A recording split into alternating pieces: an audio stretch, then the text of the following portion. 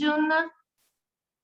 I'd like to welcome you to the workshop of today, aimed at beginning a conversation on the macro-regional scale about these most important topics concerning job opportunity in the maritime industry. We are delighted to tell you that more than 120 people register. At the moment, there are 80 people connected. As already mentioned, if you need something, write in the chat box, and we'll do our best to help. The agenda is very full, and I would like to hand over right now to Katie Segatti, who is the Deputy Head of the Regional Department for Labor, Training, Education and Family of Friuli Venezia Giulia region. Katie, the floor is yours. Good morning everyone from Trieste. Buongiorno a tutti da Trieste. Il mio intervento sarà in lingua italiana.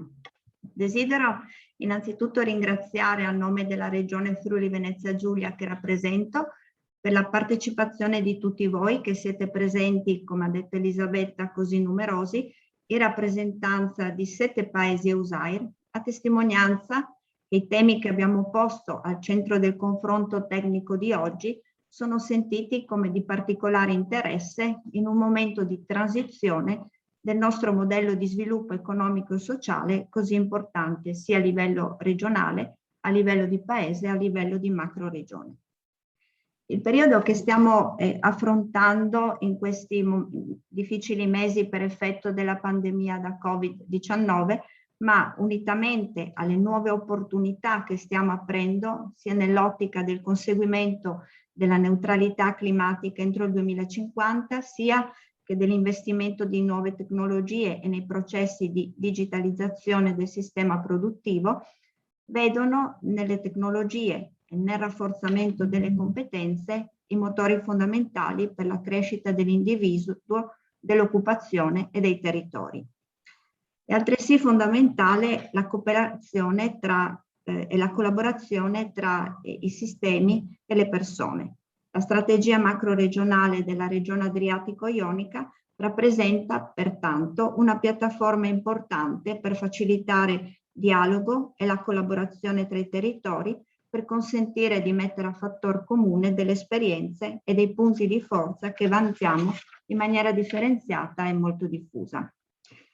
L'evento che abbiamo voluto promuovere oggi vuole riportare l'attenzione sulla conoscenza, sulle competenze, sulle professioni che interessano 2 filiere produttive marittime che sono collegate al mare Adriatico e Ionio della regione e che sono in profonda evoluzione sia dal punto di vista della sostenibilità ambientale che della trasformazione digitale e pertanto richiedono una consapevolezza sempre più forte sul cambiamento che ci sta attraversando.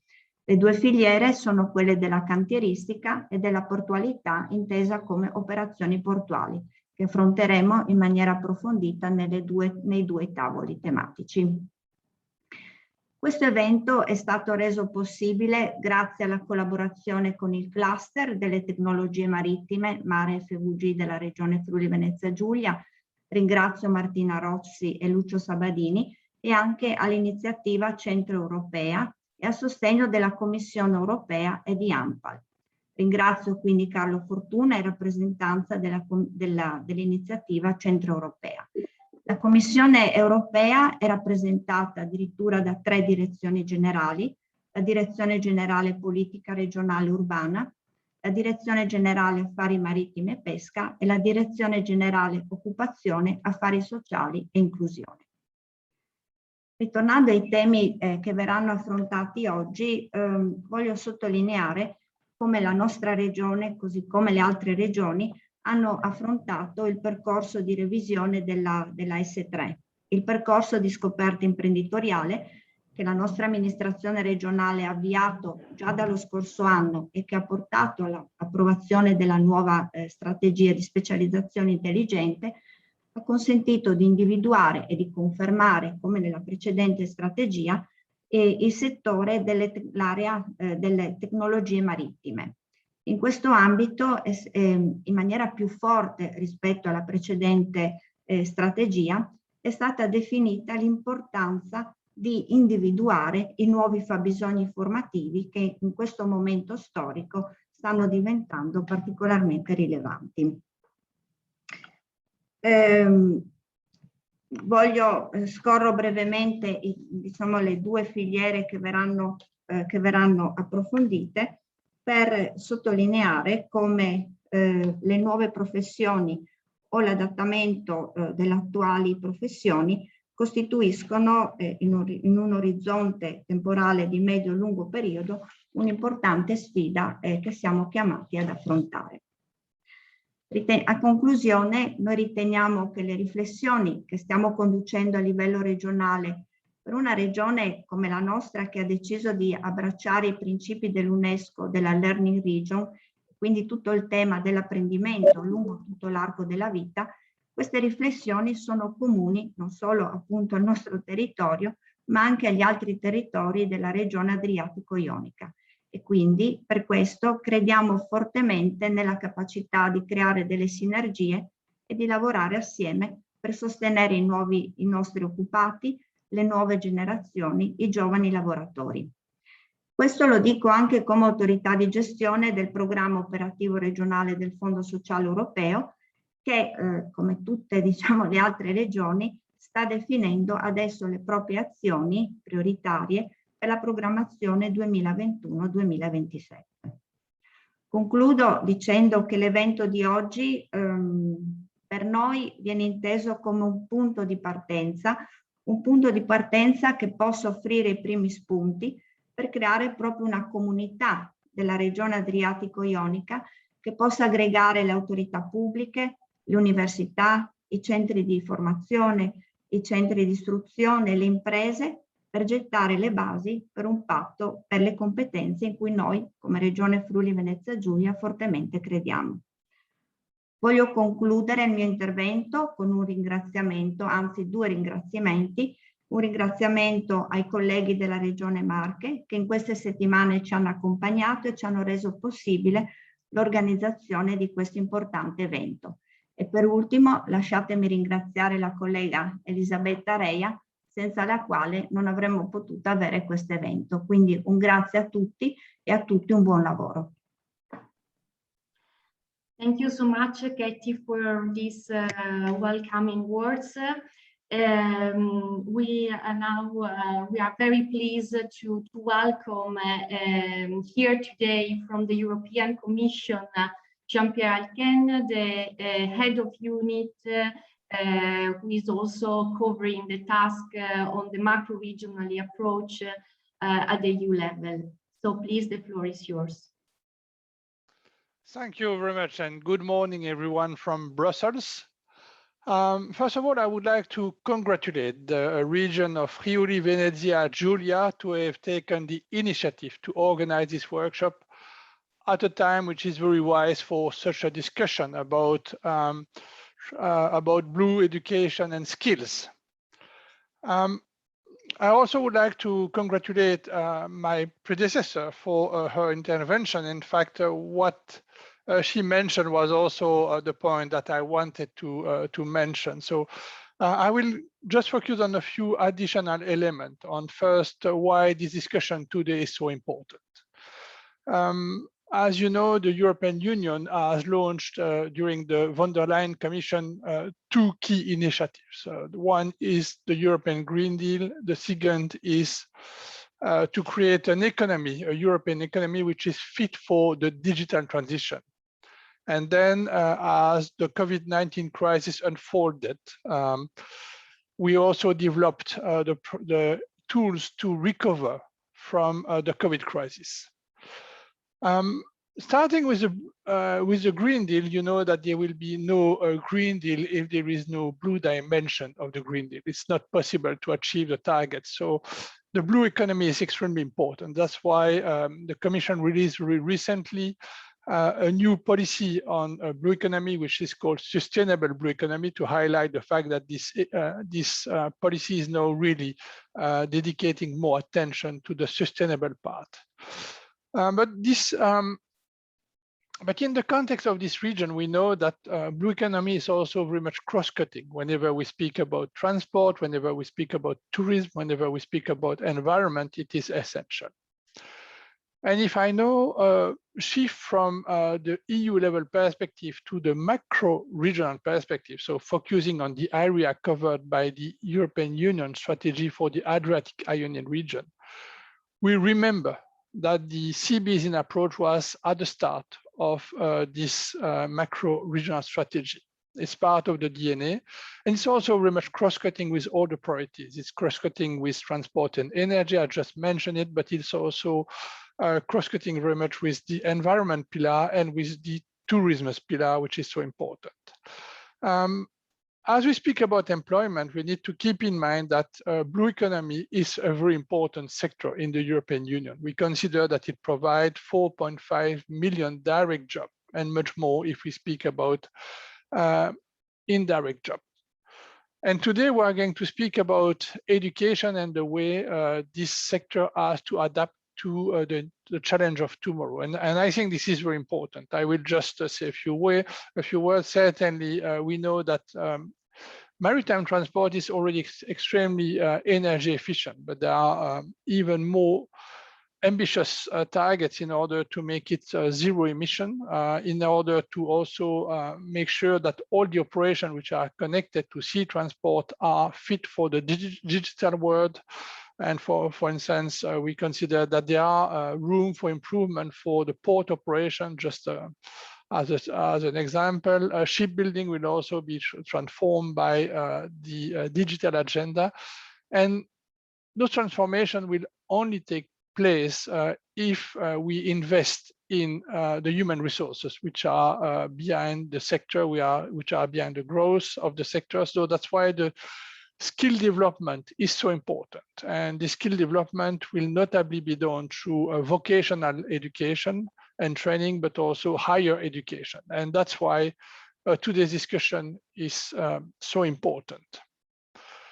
What makes it also very important in the context of the macro regional strategies is that the user is born 7 years ago.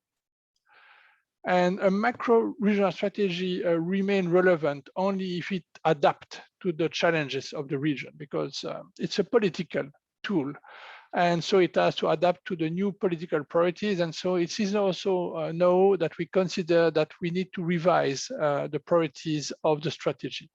So having workshops which are questioning which priorities should be addressed by the strategy is also very important. And it's also important because the topics we are discussing are truly of transnational nature. We cannot address blue growth and blue economy in such a region without looking at the transnational dimension of it. So this is making today's discussion extremely important. And we expect that out of this workshop, and we are very impressed by the panel that you have been able to gather for today's discussion, we are going to have better understanding of the new education and training needs for the regions, but also in the different sectors I already mentioned, but also to see and understand how this is connected with what we call the S3, so the smart specialization strategies at national and regional level, and also to see how it can be connected to some flagship of the recovery and resilience facility, like the reskill and upskill. And that's something very important, but also the strategy is also covering the member states, but also 5 countries of the Balkan. Certainly, we should also look at how we can have hooks with instruments which are designed for the Balkan, like the human resources part, which is called the Youth Guarantee for the Western Balkan Economic and Investment Plan. So those we have, what I wanted to say is that we have very interesting tools which are there for us, and we need to connect that, and we need also to see how we can use today's discussion in order to feed the wider discussion on updating the priorities of the user macro-regional strategy. I will leave it at that by saying that we have also high expectation as to see ambitious outcome of this meeting. My colleagues are mentioning notably the possibility to create a pact for blue sustainable education and skills in the Adriatic Ionian regions. Let's see the way the meeting will unfold, but certainly we are going to follow this up very closely. Thank you very much for your attention, and I wish you a very successful workshop. Thank you very much, Mr. Alken, to have provided this very comprehensive overview and in a perspective of cross-cutting approach, because we know that some issues should be taken jointly, and also to have mentioned some elements, key points on the new EU approach that we are going to listen in a minute more in deep, and also the main objective of this meeting of today. We really hope to meet these expectations. Now let's move on to Irene Shuramani, representing Greece, which is the coordinator together with Montenegro of Pillar 1, Blue Growth of the strategy. Irene, please take the floor.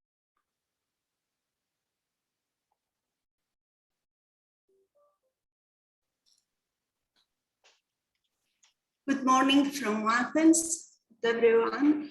Thank you for the invitation to participate in this online workshop on EU share investment in skills and education. It is my great pleasure to be here, and I wish you great success at your event. As you know, the EU strategy for the Adriatic-Ionian region in April last year has adopted the new action plan, Pillar 1, of the EU share, refers to the blue growth. Blue growth has to combine and achieve multiple objectives and actions. The overall objective of Pillar 1 blue growth is about driving innovative maritime and marine growth in the Adriatic-Ionian region by promoting sustainable economic growth, jobs and business opportunities in the blue economy sectors. Blue growth is now the long-term strategy that supports sustainable growth in the maritime and marine sectors as drivers for the European economy. All we know that we have to be in line with the new policy priorities. The European Green Deal and Recovery Plan support the sustainable strategies in our macro-regional area to create opportunities for growth, new jobs and business. The European Green Deal calls for a transformation to a resource-efficient and competitive economy, while the Recovery Plan boosts the green and digital transition. Blue economy can help towards these dual channels by putting maritime activities on a sustainable path along the axis of decarbonization, zero pollution, circularity, and biodiversity protection. Cooperation at the Adriatic Ionian macro-region has proved to be a strong tool to identify joint actions in response to regional challenges. We believe this event helps to point out future actions to respond to challenges and opportunities for growth, new jobs and business, and facilitate the development of blue value chains and upgrade blue skills. We have to support actions to unlock the sector's potential. In Pillar 1, we have three priorities. Priority 1 refers to blue technology. Priority 2 has two actions, fisheries and aquaculture. And priority 3 refers to maritime and marine governance and services. Under the priority 1 about blue technology, we have recognized that there is a lack of specifications for blue technology subsectors. we know that blue technologies in the macro region are at an early stage of development, and research and development activities are expected to improve and strengthen synergies among science, industry, policymakers, and society. It has strategic importance to develop skilled human capital, to create new jobs, to transfer know-how between EU and IPA countries, to increase cooperation between research, public and private sectors and users, to develop innovative products and services and technology transfer. How? By facilitating the discussion between the research and business communities and increasing their networking and clustering capacity. So this event today is a step toward joint action. It will help all of us to clarify our needs and to think about future steps. So we are on the same path. I wish you a fruitful discussion and great success at your event. Thank you very much. Thank you very much, Irene, for your words and explanation also of the objectives of Pillar 1 within this workshop actually is organized in order to give a contribution to the implementation of the flagship project of the pillar. Now, Pierluigi Coppola, the Pillar 2 Coordinators Transport, is kindly invited to take the floor for the last contribution of this opening session. Good morning, everybody, and thank you very much, Elisabetta. Thank you to Regione Friuli Venezia Giulia for this kind invitation to intervene in this very interesting conference. Actually, I'm here intervening as pillar coordinator of the transport subgroup in the user strategy. Actually, I will briefly give you an overview of how the work that we have been doing within the Pillar 2 it's very much in line with the topic of the today conference. Actually, our work is devoted to mainly two things. The first one is identifying projects of macro-regional relevance, that is the embedding, user labeling process. And the other one is a more strategic and long-term view, that is the development of a master plan of transport for the Adriatic and Ionian region. Well, but within these two lines of action, in Pillar 2, the maritime dimension and the development of cross-cutting issues also common to the blue economy, Pillar 1, within the strategy are our priority. So maritime dimension is one of our selected priority action in the Pillar 2 action plan. And in line with this priority action, we have identified one flagship that is called Smart and Green Port Hub Concept. Actually, this focuses on three subtopics. The first one is the development of onshore power supply, such as electric bunkering, cold ironing, hybrid vessels. And this is a topic in line, well, aiming at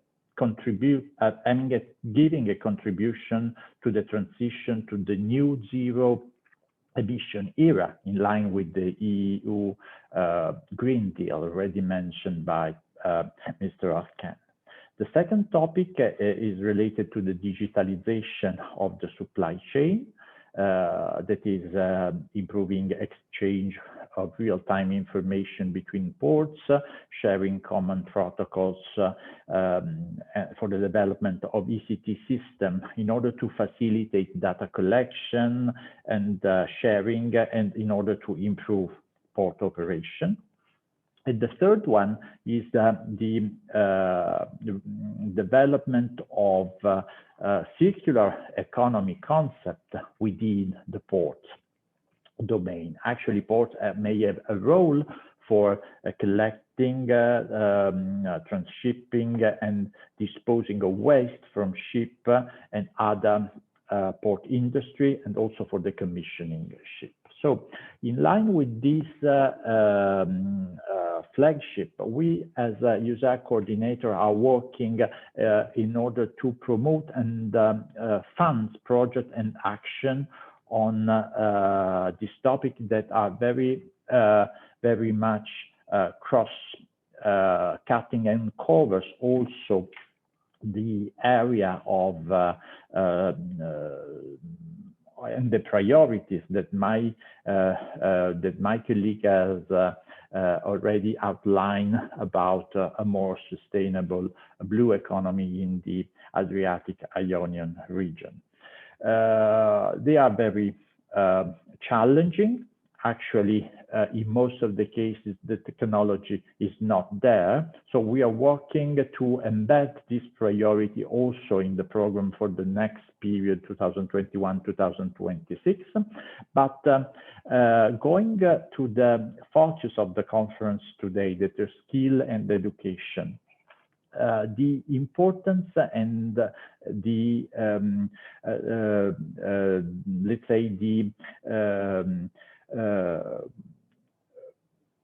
the reflection that I make is that if the technology and if we were today ready to have all these new technological advances in place, would be the work market, the labor market ready to be and to provide labor force for implementing all this new technology? The question is probably not. So that's why I think that the thinking today of skills and education, skills needed for the implementation of future technology is something that it's very important. And that's why I think that, as said, this is just a starting point for a process that should be endorsed and should lead to a balance between labor demand and supply in the future, in order for being prepared for what the technological, the revolution and the digitalization would leave us. So thank you again for having organized it, and have a good conference.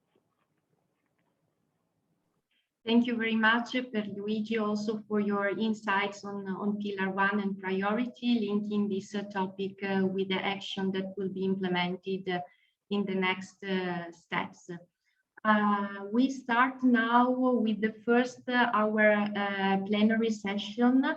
Let me introduce Isabelle Vialon, who is going to talk about the new EU approach for a sustainable blue economy. She is the Deputy Head of Unit of European Commission, DG Mare, responsible for the maritime cooperation and sea basin strategy.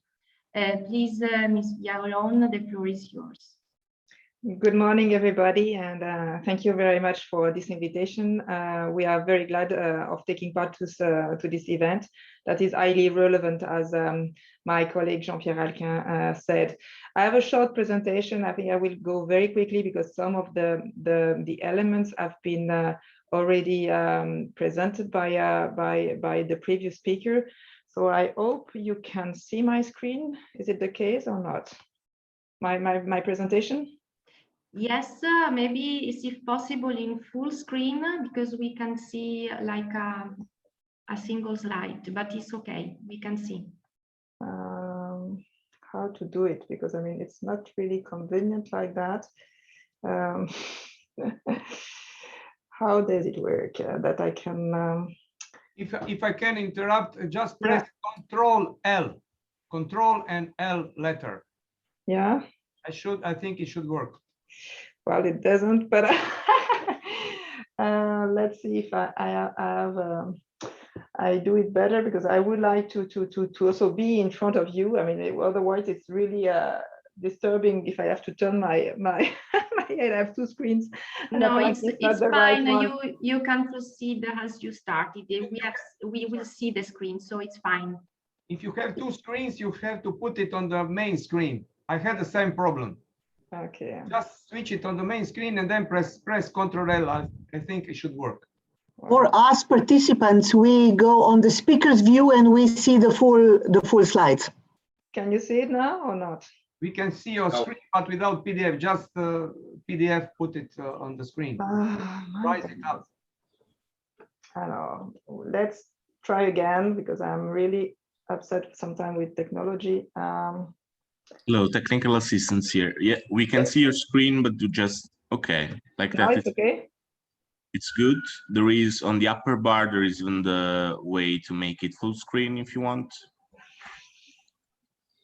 But it's readable already. On the right, on the right, on the left. It's full screen, but well, anyway, we will stay like that because Yeah, there you go. Okay, sorry for all those hiccups. That's always happened at some point in video conference. I fear. So good morning to all, and yeah, I think what I wanted to complete a bit what was said by previous speaker. I wanted to say a few words about the new communication that was adopted by the Commission in May. That proposed a new approach for the sustainable blue economy in the EU. And of course, in this presentation, I will make the links with the subject of your conference today, the implication for skills and the role of macro-regional strategies for implementing such a new approach.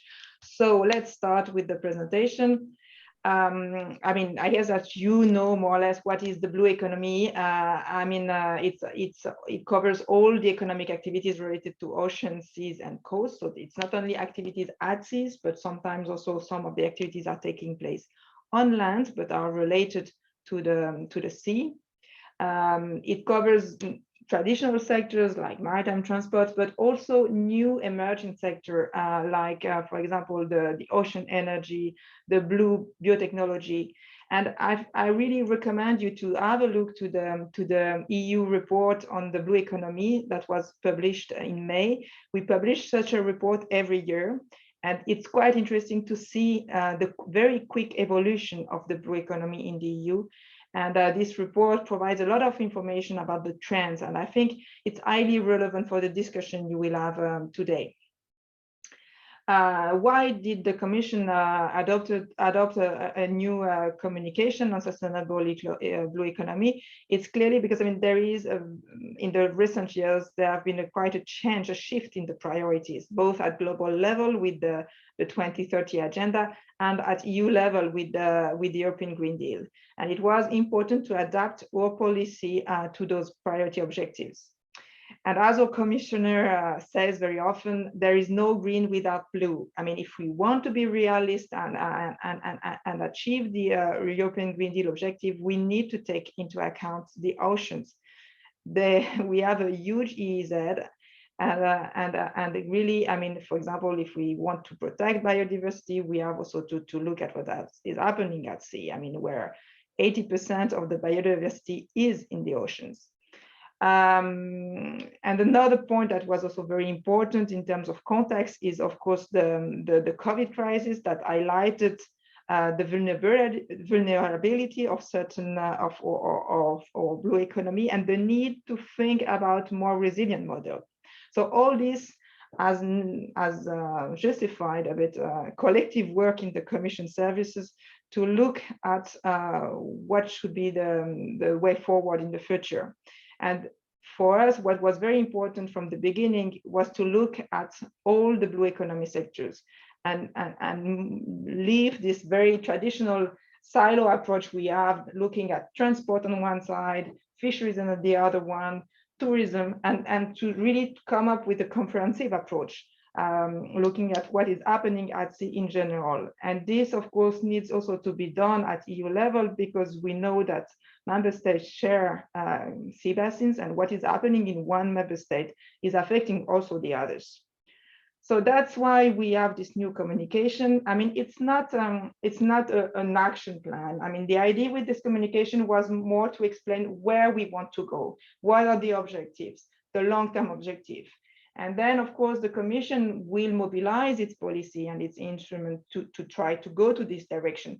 But the idea is also to convince the others to join this long journey, because I mean, we know perfectly that without the member state, without the regions, without the industry, without the citizens, it's very unlikely that we will be able to achieve such an ambitious transformation of our blue economy.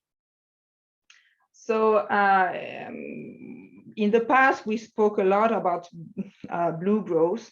And if we now use the term sustainable blue economy, it has good implications. The idea being is that we should look at the three components of sustainability when we design our maritime policy. Of course, the first one is the environmental sustainability, because I mean, clearly blue economy is very dependent on the on healthy seas and oceans. I mean, for example, fisheries can't have any future if we don't preserve the natural capital in our seas. There is also the economic sustainability that is very important, and we have seen with the COVID that we need to invest more on that. I mean, not only that the companies need to be profitable, but they need to be innovative and they need to be resilient to shock. And then there is the social sustainability aspect, not only because blue economy, of course, provides revenue, jobs for many people, but it also provides livelihood for population. I mean, 40% of the EU population is living in coastal regions. And it provides also food. It provides many things that are important as society services that need to be preserved in the long run. So we need to look at those three aspects when we design a policy. And this has many implications. I mean, moving to sustainable blue economy means that we need to transform our blue economy value chains along many different priorities of the European Green Deal: decarbonization, biodiversity protection, coastal resilience, circularity, and so on. I mean, I don't have time today to go into the details. I really invite you to look at the communication, but it is a kind of industrial revolution. And as any industrial revolution, it has implications for skills. To support such a transition, I mean, the idea is to mobilize all the different EU policies, of course, innovation and research. I mean, Jean-Pierre Alquin mentioned the link also with smart specialization. And earlier this week, we organized a dedicated event on smart specialization and blue economy. It has also implication in terms of ocean knowledge. I mean, digitalization is totally transforming, and also the capacity we have to model our seas and oceans, forecast what is happening, and things like that. It has implication in terms of mobilization of investment, blue skills, but also, for example, maritime security. So I will focus on the skills aspect because that's the topic of the meeting today. And I see there are two different angles that are highly relevant. I mean, with such a transformation of the blue economy, one thing is that the traditional sector are transforming themselves. I mean, Jean-Pierre Alquin mentioned the impact of digitalization and decarbonization on the maritime transport. So those traditional sectors are totally changing, and there is a need of adaptation of skills. And then there are also the needs coming from the emerging sectors. I mean, for example, 30% of the companies working on ocean energy complain that they have difficulties to recruit people. So there is also new needs that we need to tackle and anticipate. So to address those two challenges, I mean, we think it's very important to work very closely, also because the system is changing, to work very closely with companies and training institutes. And that's a bit the philosophy of what we call the skills partnership. And for example, we had one project involving the offshore renewable sector and the shipbuilding sector that worked together with a training institute to identify the gaps and propose new training curricula for addressing the challenges. So this is an approach that we like very much and we would like to promote in the future. At the same time, we are also using the European Maritime and Fisheries and Aquaculture Fund to promote what we call the blue carriers. We will launch a call next year about this to really promote upskilling and reskilling in the blue economy sector. But of course, these are some initiatives that we are trying to do, but we know that it's very important also that those challenges are taken at national level by the member states and by the regions, using also additional funds like the European Social Funds the Erasmus programs and so on, to really adapt to their specificities, because I mean, not all the countries have the same situation. So I mean, that's very, I think, very relevant that you have this discussion today in the context of the EUSER. And to make the link with macro-regional strategy, I mean, I explained also that the approach of the communication is trying to break the silos, and so I mean the silos across the different sectors, and also across, I mean, trying to bring together the member states around sea basins. So to do that, I mean, one important tool, of course, is maritime spatial planning, and you know that the member states have an obligation to develop their maritime spatial plans. But another very important tools are the sea basin strategies and the macro-regional strategies that bring together at a regional level, I mean, all the stakeholders, and that's very important for addressing those type of challenge. A last point that is also considered as highly important is ocean literacy, knowing that I mean, the EU citizens are key also to change the habits, the consumption patterns, and to adapt to this new situation. So that's a bit the ambitions we have at EU level. It won't happen in one day, but hopefully with the contribution of all, we will manage to do that.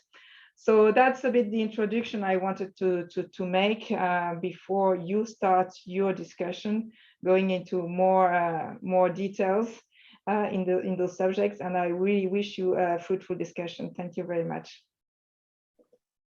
Thank you so much.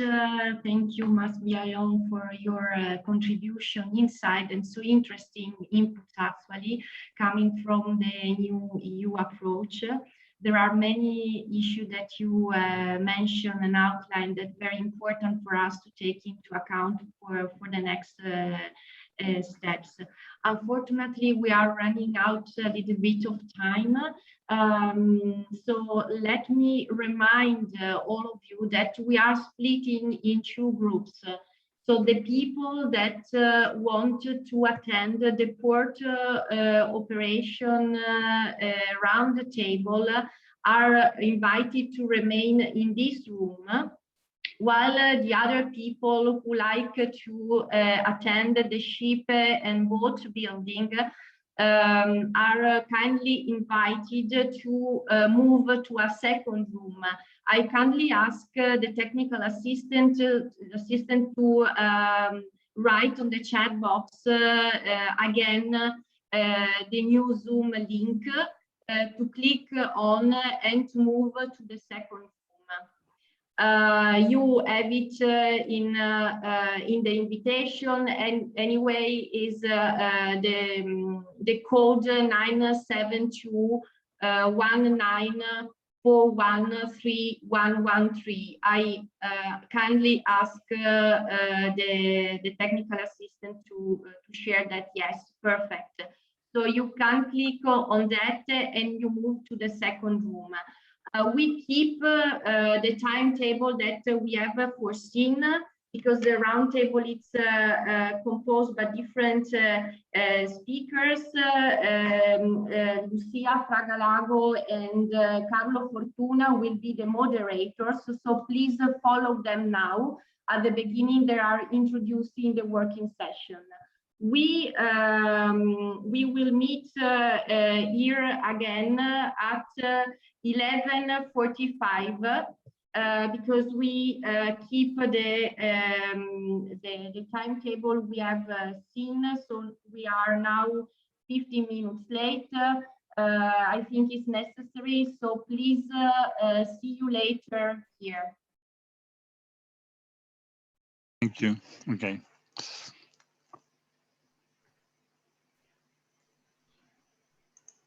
Yes, thank you, Elisabetta. Good morning to everybody. We give us some seconds to part of you who want to switch to the other room with moderator is Lucia Lago. But on my side, it's indeed a great pleasure to welcome to the roundtable Blue Skills, focusing on sustainable, green and smart port operation in the region. I'm Carlo Fortuna from Central European Initiative, international organization devoted since many years, as you know, probably to enhance regional cooperation, not exclusively in this geographical area. On behalf of all who worked so hardly for the organization of this seminar, I really want to extend a sincere welcome to each of you. At the beginning of this meeting, allow me to inform that we will start with a prominent keynote speaker, followed by intervention by our distinguished panelists. After this first round of intervention, a key question will be asked to them. And hopefully from 11:15 to 11:30 onwards, you may book your own question on your chat box. And if you will have time, we will give you the possibility to pose the questions directly to our speakers. This session will present how skill requirements in the sustainable blue economy will likely change in the future because of emerging trends as green agenda, digitalization, the rising demand for more sustainable operation and decarbonization process. The qualification of a workforce to promote sustainable waterborne mobility will demand to encompass efforts from all the organizations involved in the maritime and ports value chain, such as the industry, private and public companies, social partners, employment agencies, governments and regions. Even in an area such as the port sector, which until now is closely linked to traditional, and let me say also male jobs and historically codified competencies, it is becoming increasingly clear the impact of the EU agenda. Training and education remain strategic and indispensable lever towards a green economy and towards a green growth, but a clear definition of green jobs remain at the early stage undefined. Seaports can create employment effects also related to green and digital agenda that we know. Jobs can be direct, induced, indirect, or related to the adoption of new technologies. Even though the effect of change in the current pattern is still a matter of initial discussions, some elements emerge. First, to induce green transformation, you need specific competencies. Jobs are the beginning of the change for the transformation and not only an induced effect of it. Second, training remains the strategic and indispensable lever towards a green economy and towards a green growth in income and green employment. While technological change and organizational change hold the great promises a qualified and decent job creation, many have argued that this change will also entail threats, requiring a massive and proactive adaptation by governments, companies, and training agencies. So this session will present the plans and prospects and actions to implement the green and digital agenda in the port system and in their chains, showcasing their status and the main problems and how they may impact on the current workforce. We are honored in this sense to host Professor Chris Assis, University of Antwerp, BNP Paribas Fortis Chair on Transport and Logistics, and ports at the Department of Transport and Regional Economics. And I will invite her to present her keynote speech, Unprecedented Job Opportunity and New Changes for a More Resilient Maritime Ecosystems. Professor Assis, please have the floor, and thank you for coming. Good morning, and thank you, Ms. Fortuna, for this kind introduction. And also thank you to the organizers for inviting me. I hope that you can see my my slides and can hear me loud and clear. On this slide, you see that I introduced myself, but I will not go into detail. You will have the slides afterwards. The only thing that I would like to say is that quite of the experiences that I will share come from the BNP Paribas chair. We will have port co-innovation events with high-level managers linked to the topic of the war of talents, for instance. The rest of the information you can find on my profile that you can consult. And if you have any questions, of course, you can contact me. The interesting thing is already that I don't need to explain this slide, but as you can see, we academia start, of course, from the Sustainable Development Goals and the Green Deal. We look then in this context particularly to SDG 4, 5, 8, and 9. But of course, if we speak about long life learning and it gives a good health, according to the Dalai Lama, you have a look to 3.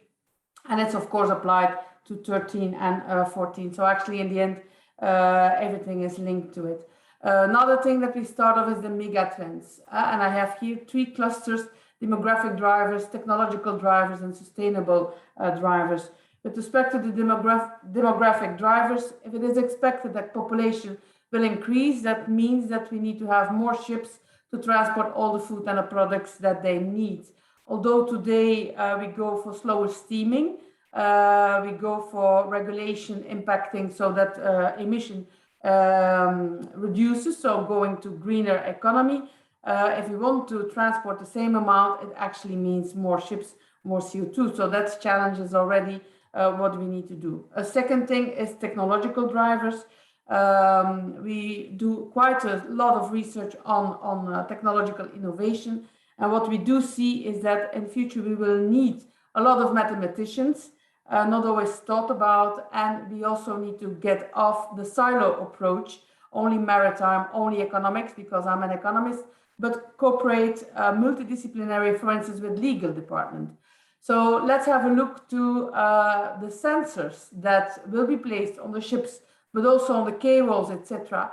What will we do with the data that it generates? We can no longer say we have known it, we will know it. So legal aspect is very important. And I was very pleased that the previous speakers always used the word joint effort, collaboration, because that is what it is about, to cope with the new challenges that will come with us. And if we look to the sustainable drivers, the question is then, if we heard about circularity, but also with respect to alternative fuel, over there, if we go indeed to ammonia, then we need to have chemical engineers on board. Do we have those profiles already? So the question is then, which jobs and which profiles do we need? So if I move to the next slide, I start with the seafarers. So we see that the available supply of labor from ships is 1,647,500 seafarers, of whom there's only 1% women. That's another track that I'm looking for, how many women are in the sector. If you know then to the right-hand side, you see graphs where the officers and ratings are coming from. You know that 774,000 or actually 46% are officers and 54% are ratings. You know about the context. That's maybe also a reason, out of respect, that I start with the seafarers. And I move to the next slide because this is a slide from ILO showing that we will have a shortage here of labor also. So you cannot recall those people to come into the blue economy, for instance, because the maritime sector will also be in need for them.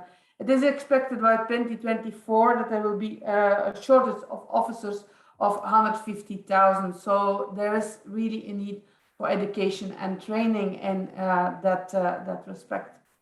So someone of you might think, okay, but given digitalization, given autonomous ships, maybe they move to remote control centers, they move to digitalization, etc. Also, from the women perspective, it's again a male-dominant environment.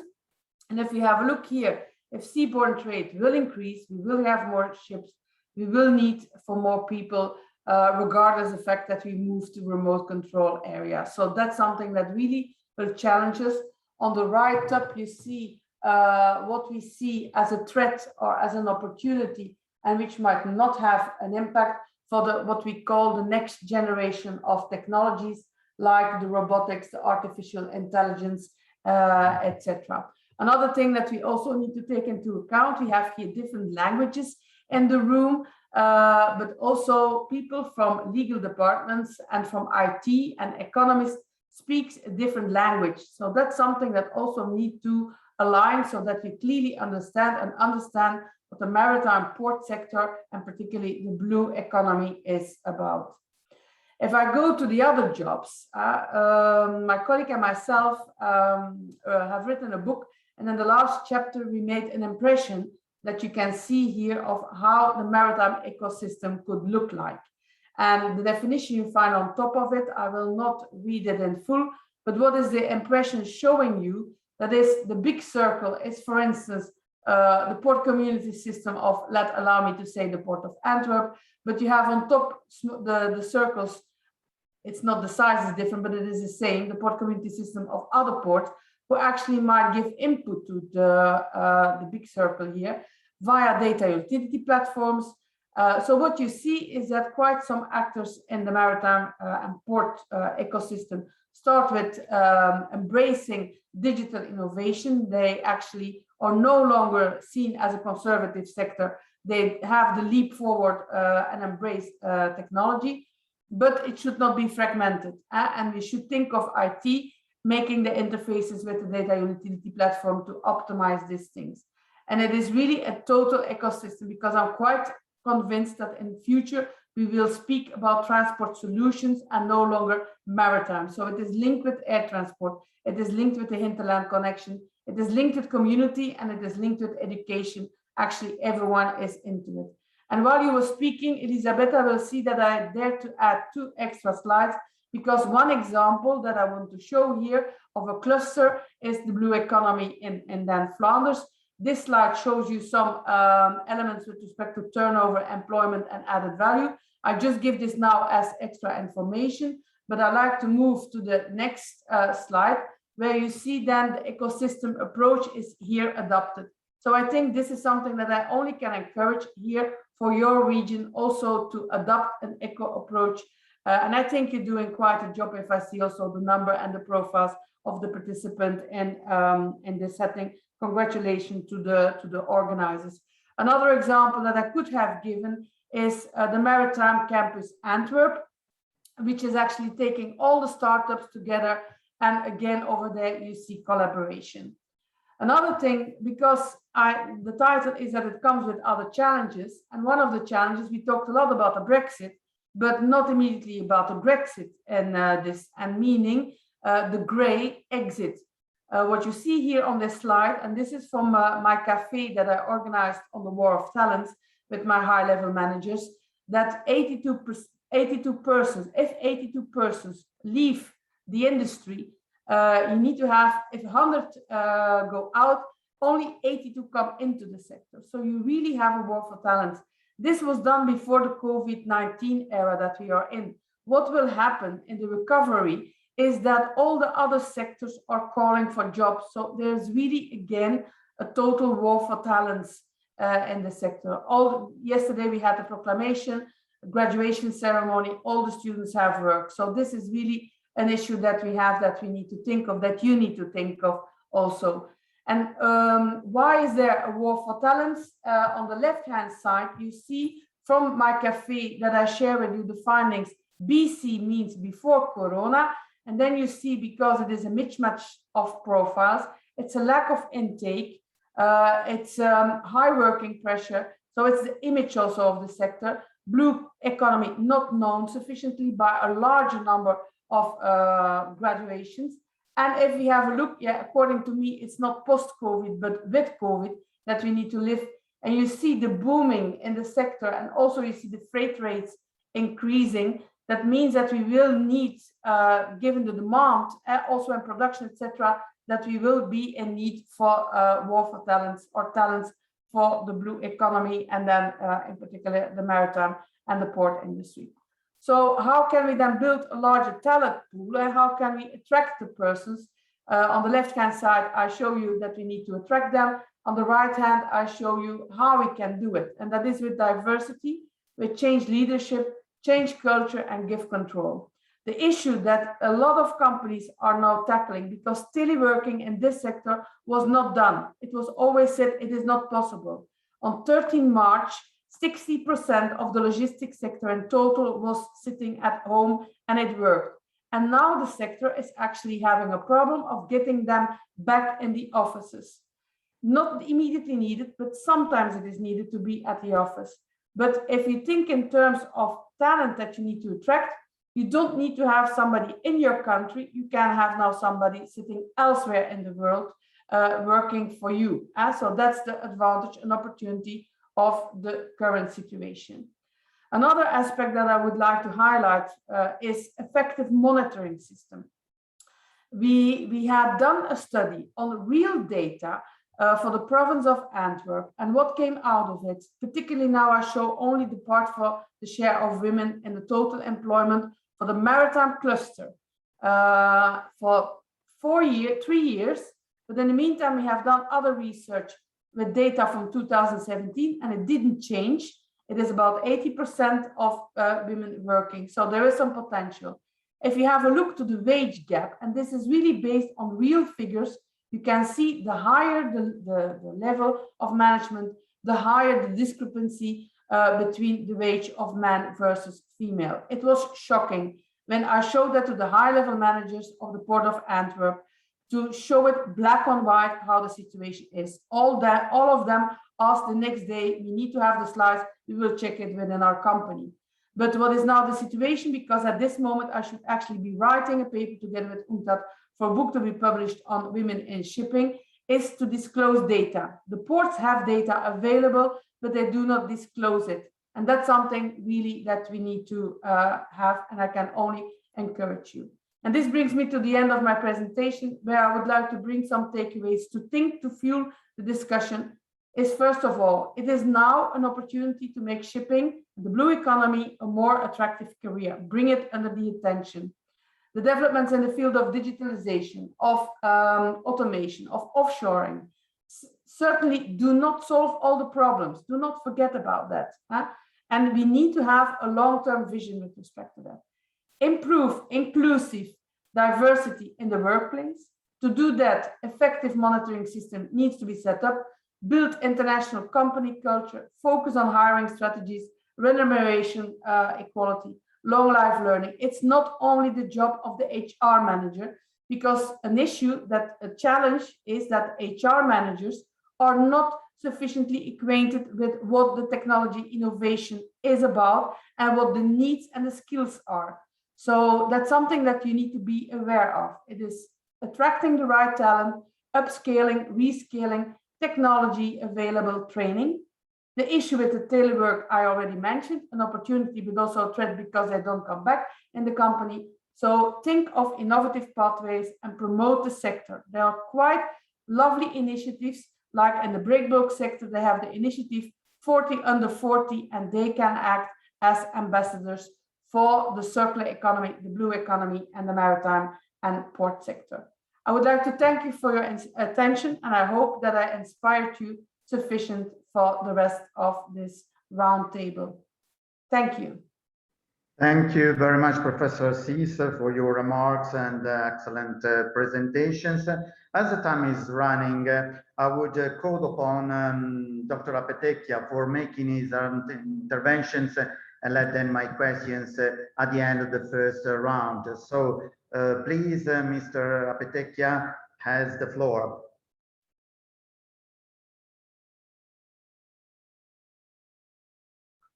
Hello, everybody. I'm trying to share.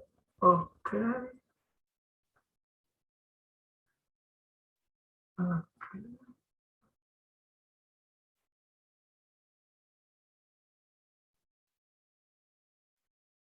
Okay.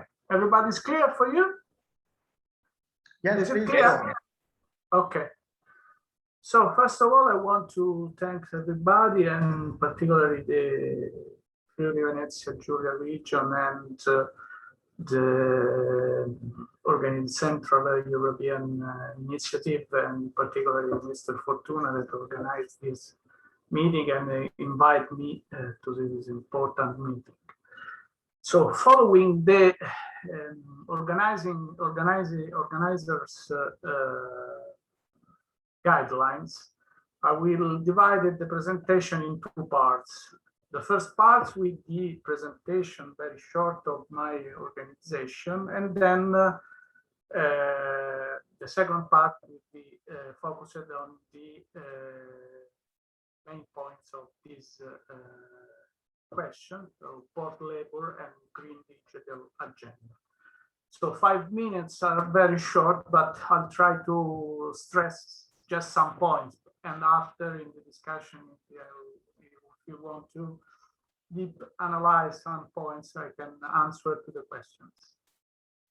So my company is the Superior Institute for Training and Research in Transport, and was founded in 1994, and by the National Communication Foundation and the Railway Company, Ferrovie dello Stato, who are the two shareholders of the company. We have two activities, research and training. The particular area of research is a multidisciplinary teams with economists, engineers, statisticians, and sociologists. And the subject of our research is socioeconomic assessment, traffic forecast, urban plans, and so on. And also the training activities is divided in two parts. We have a technical activity, and particularly for the railways drivers and operators. So we have the specific training center, and also for the private company and institutional bodies, the management of transport. We made training course with this specific issue. So, as to the second part, the other speakers talk about the general blue economy, but I want to stress, of course, the sector, the subsector of ports within the blue economy. So the commissioner said that we have 4.5 million direct jobs in the blue economy. Within the ports, we have in all of Europe 384 people work directly employed, and they work along the 70,000 kilometers of coast of the European Union, and in the 1,200 commercial seaports that we have in the European Union. So these people working in ports are growing, because from the 2009 to 2018 has increase of 50% the workforce in the ports. So it's growing. What is the first problem? The activity of these people is specifically devoted to the cargo and warehousing, because the 61% of the workforce is employed in this activity, and only the 39% in the ports and water project, which is a very extensive sector, because we have the building activities in the ports and also other services. This is always the blue economy report that other speakers had already mentioned, and these are the data that they collect during the survey. And the other important things is that the traditional activity, so the management of cargo, is the increasing area. So take into account the two parts, cargo and warehousing and ports and water project. We saw that in the last years, always from 2009 to 2018, the increase is higher in the cargo and warehousing part. Looking at the distribution within the European countries, we can say that the workforce is very concentrated in some countries. Germany is the first, and after Spain, France, and Netherlands, Italy, the others. And these 5 countries represent nearly 2/3 of the entire workforce, because we are around 63% of the entire workforce. So the future strengths in the port activity, as you can say, the topics are the same of the Professor Caesar that already mentioned before for the entire blue economy. But in the specific part of the port activity, we can say that we have a different trend for policy, demography and society, energy and environment, technology, economics, and finance. This is just to say that port activity is changing a lot, but not already everything is changed in now. We have some process in transition, and after we will see that in the work activity this is very clear. But these are the trend of the future. So ports from the policy point of view are changing because the position of the port and also the management of this port has changed, and also the relationship between people living around the ports and their needs are changing a lot. Also, the activity within the ports is changing a lot. This is the case of energy and environment, because traditionally the port activity is management on freight and passengers, but now we have other activity like energy and environment technology that are changing a lot this activity. And the last part are economics and finance, because competition and also the intervention of capital intensive industry is changing the position of port and of the activity within this area. The last part is, as already mentioned, we have two phases. On the left side, we have how it should be taking to account all these development process within the ports. So we have the traditional activities that will remain in the port. So freight management, passenger management, tourist activity, logistics, and so on. And for these traditional activities, we have already within the ports available. The problem is for the emerging activities. So the activities that Professor Sees mentioned in his speech that are, for example, hubs for business, renewable energy, aquaculture, alternative fuels, and so on. For these activities, we don't have now within the ports and in the training activities for dockers and people working in the ports, the professional skills very clear. We have for the other sector outside the ports, of course, professional skills and training path available, but in the port organization, we still haven't this path for training.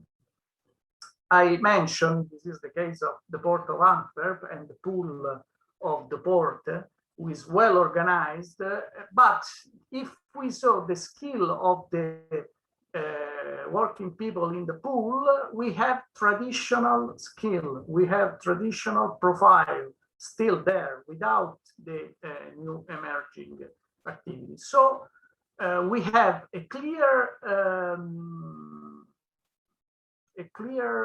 path to be done, but the situation now in the port is very difficult, more linked to the traditional activities than to the emerging activities. So we have to work on it. But I finished my 5 minutes, then in the next step, I can answer to the question.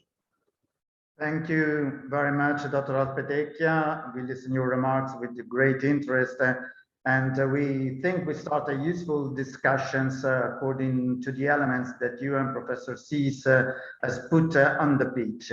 Now we can see a different approaches specifically devoted to training, especially in the region and in a port system. That's why we'll call upon Mr. Morgante, General Director of CFLI, Consortium of Intermodal Logistic Training in Venice, to have your presentations to the audience. Please, Dr. Morgante has the floor. Buongiorno a tutti. Grazie al dottor Fortuna per l'invito e grazie soprattutto alla Regione Friuli Venezia Giulia per averci concesso questo spazio. Sarò molto veloce perché vedo che i tempi veramente stringono. Niente, allora, CFLI è un ente nato nel 93, è un ente vecchietto, che appunto da tale data si occupa di formazione continua, formazione superiore, consulenza, e riqualificazione dei lavoratori in ambito portuale, logistico e intermodale. Ci occupiamo di formare tutte le figure professionali attive nella filiera logistica, nella supply chain, quindi dall'operatore portuale generico al supply chain manager. La proprietà è di Autorità di Sistema Portuale del Mare Adriatico Settentrionale, ovvero l'ente preposto alla gestione dei porti di Venezia e di Chioggia. Una piccola partecipazione al nostro interno è di VEMARS, che è Venice Maritime School, che è un ente di formazione che si occupa di formazione dei marittimi.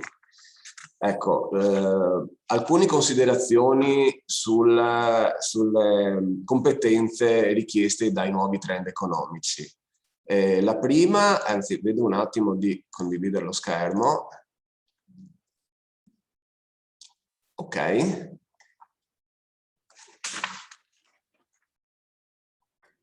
Se vuole la condividiamo noi.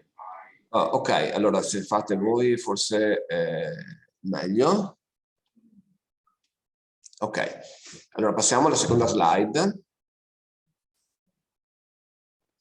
Ecco, allora parlando dei nuovi trends, la prima cosa che mi viene da dire è appunto che con l'avvento della digitalizzazione anche le competenze dei lavoratori portuali, più in generale della logistica, devono essere aggiornate. In particolare io parlerei della necessità di un'ibridazione delle competenze, ovvero della necessità di mixare, di mettere assieme le vecchie competenze con le competenze riguardanti le nuove tecnologie. Per capirci, quello che prima veniva fatto su carta ora deve essere fatto attraverso sistemi digitalizzati e quindi vi è la necessità di aggiornare le competenze dei lavoratori che ad oggi ancora non sono a un livello adeguato alla nuova tecnologia. E un altro aspetto delle competenze richieste da questi nuovi trend sta nella complessità delle competenze richieste e in competenze sempre più strutturate, cioè si sta alzando l'asticella delle competenze che vengono richieste dal mercato. E competenze tecniche, ma anche soft skills, come ha detto qualcuno che mi ha preceduto. Quindi non è più sufficiente saper fare, ma è necessario adesso sapersi comportare e gestire le attività con delle competenze personali di un livello più strutturato. Tutto questo cosa comporta? Passiamo alla successiva slide, che stiamo parlando di un lavoratore portuale, un operatore logistico che deve essere più strutturato, deve avere sia maggiori competenze tecniche che maggiori competenze trasversali, personali, le soft skills. Quindi da questo ne deriva l'esigenza di rafforzare la formazione di base. Cioè prima che questi operatori arrivino nel mondo del lavoro vi è la necessità che ci sia una scuola che li prepari in maniera adeguata. Se possiamo passare alla slide successiva, ecco, quindi una formazione di base più strutturata e questa deve essere sia a livello di scuola media superiore sia a livello di post diploma. Ad oggi in Italia sono poche le scuole ancora che hanno l'indirizzo logistica, cioè gli istituti tecnici. Sono classi molto numericamente poco rilevanti, con programmi formativi ancora non ben strutturati, con delle classi di insegnamento che, parlo degli insegnanti, che prevedono insegnanti che non hanno competenze specifiche in materia di logistica e tutto ciò comporta che questi studenti, quegli studenti che poi si affacciano al mondo della logistica arrivano già con una preparazione di base scarsa. Quindi bisogna assolutamente rafforzare le scuole superiori e rafforzare ulteriormente quelli che da noi si chiamano ITS, Istituti Tecnici Superiori, cioè la formazione post diploma tecnica. la formazione post-diploma tecnica in questo momento sta dando una risposta alle richieste delle aziende. La formazione ITS è una formazione di 2 anni post-diploma che alterna periodi di stage a periodi di formazione teorica d'aula e che al termine di 2 anni consente alle aziende di ospitare, di far entrare delle persone che hanno già delle solide basi logistiche. Ecco, questo è un percorso assolutamente da sviluppare, quindi partendo dalle scuole superiori, 5 anni di scuole superiori più 2 anni di formazione post-diploma attraverso gli ITS, gli studi tecnici superiori. L'ITS, visto che siamo in un ambito europeo, sono al quinto livello di EQF, quindi diciamo che stanno a metà tra la scuola superiore e l'università, però consentono di dare una preparazione tecnica adeguata. E dopo, una volta entrati nel mondo del lavoro, sarà necessario comunque continuare con l'upskilling, quindi con lifelong learning e comunque una formazione continua importante. Ultima slide e vado a chiudere. Quindi abbiamo detto servono più competenze, serve più conoscenza, serve più formazione. Però un altro problema che ha il nostro sistema è quello che è un settore ancora poco conosciuto, quindi noi possiamo proporre tutti i corsi che vogliamo, ma se non ci sono le persone che poi si iscrivono ai corsi siamo un punto a capo. Quindi un'altra azione da intraprendere è quella di informare la cittadinanza, le famiglie, gli studenti delle opportunità di lavoro che dà il nostro settore e di informarle anche su quali sono i profili professionali richiesti, anzi quali sono i profili professionali. Perché quando si sente parlare di logistica, spesso non si capisce a cosa ci stia riferendo. Spesso si pensa al facchino, all'autotrasportatore, al carrellista, ma non si ha ben presente tutta gli altri profili molto più strutturati, molto più tecnici che il settore richiede. Quindi bisogna informare la cittadinanza, le famiglie, gli studenti, che è un settore che dà grosse opportunità di lavoro e che i profili sono molteplici e molti possono essere anche attrattivi. Ecco, anche questa è una cosa su cui bisogna dare importanza, perché spesso siamo in un settore visto come quello sporco, no? Il lavoro degli umili, invece non è così, insomma, lo sappiamo benissimo.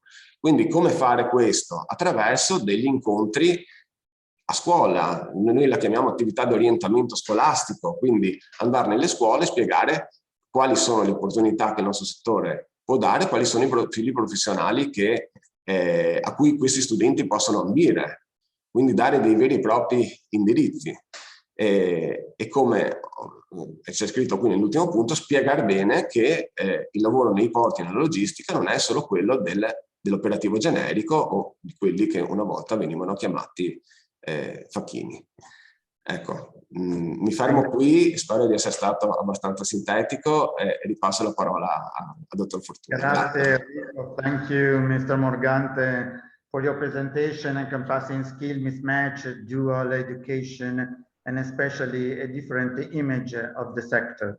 And I would like to start now the, let's say, stakeholder discussions within the port system operators. That's why I will ask Mr. Leonard Devalche, project manager of ALA PLT Italy, to take the floor, and I will thank you again to participate in this meeting. Thank you very much, Mr. Devalche, and has the floor, please. Thank you. First, can everybody see my screen? Yes, everybody can hear me? Yep. Super. So first of all, thank you. Thank you, Carlo, for moderating. Thank you, Professor Ses, for moderating as well. And thank you, Elisabetta, for organizing this. The support of Friuli and the European Union is vital to get a topic like this handled. So I have two slides that are basically revolved around me introducing HHLA PLT Italy. And then a couple of slides focusing on the topic of today. First of all, here you can see PLT located right in the center of Trieste. You see where we are currently operating general cargo and ro-ro and container, and we have a huge expansion plan in alignment of the port master plan that we are currently designing for the future. We have 4 shareholders, HALA International, which is part of HALA Group in Hamburg, one of the larger port operators in Europe. And then we have Francesco Parisi, which is a Trieste-based freight forwarder, and ECOP, a construction company from Udine. So we very much feel the link to Friuli region and to the labor force market availability of people here. We operate a multi-purpose terminal. You can find all those wonderful details on our website, and for time's sake, I will skip most of them here. This is a picture of us in operation. We have here an Ulusoy Ro-Ro line. You can see in the background our terminal, both general cargo and Ro-Ro and the container cranes. But then moving into the digital and green agenda of today, it is very important to note that the people skills that we're looking for are interlinked with these macro trends that Krista was referring to. Here we need to note, and you'll see that a lot in the next slide, that we have today already terminal operating systems and implementation. We have port community systems. We have gate technology and warehouse systems. We are implementing them today and will continue to implement these systems in the future. Green incentives. Today, we are investing heavily in noise and emission reduction on all our port equipment. We are looking into electrifying wherever it is possible. And as we are part of the HALA group, in our headquarters, we see a numerous amount of opportunities that we are investigating for the future in both green and digital area.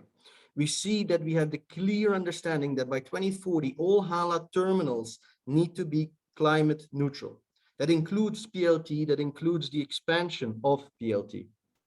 We also have huge research and implementation on the potential of hydrogen as fuel and how we as a terminal, as a port operator, can support not only ourselves, but also the hinterland.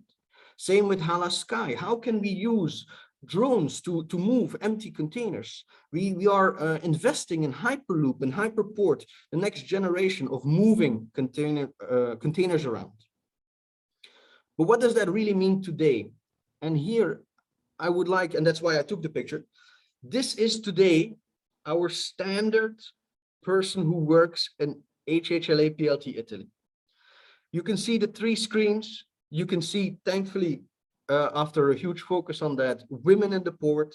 And as a project here in Trieste, we've really tried to implement immediately the right attitude towards technology, green, digital, and of course, gender equality in the workplace. Today, we have a huge standard of digital agenda efforts in PLT. Of course, we can go further. But when you start up a new terminal, you start up at the highest level. And that's where we start now, and we will continue to build and continue to improve. But that's not easy. And I think the question that Pierluigi Coppola mentioned at the beginning, imagine that we have all the technologies and all the green incentives in place. Do you have the people to operate it today?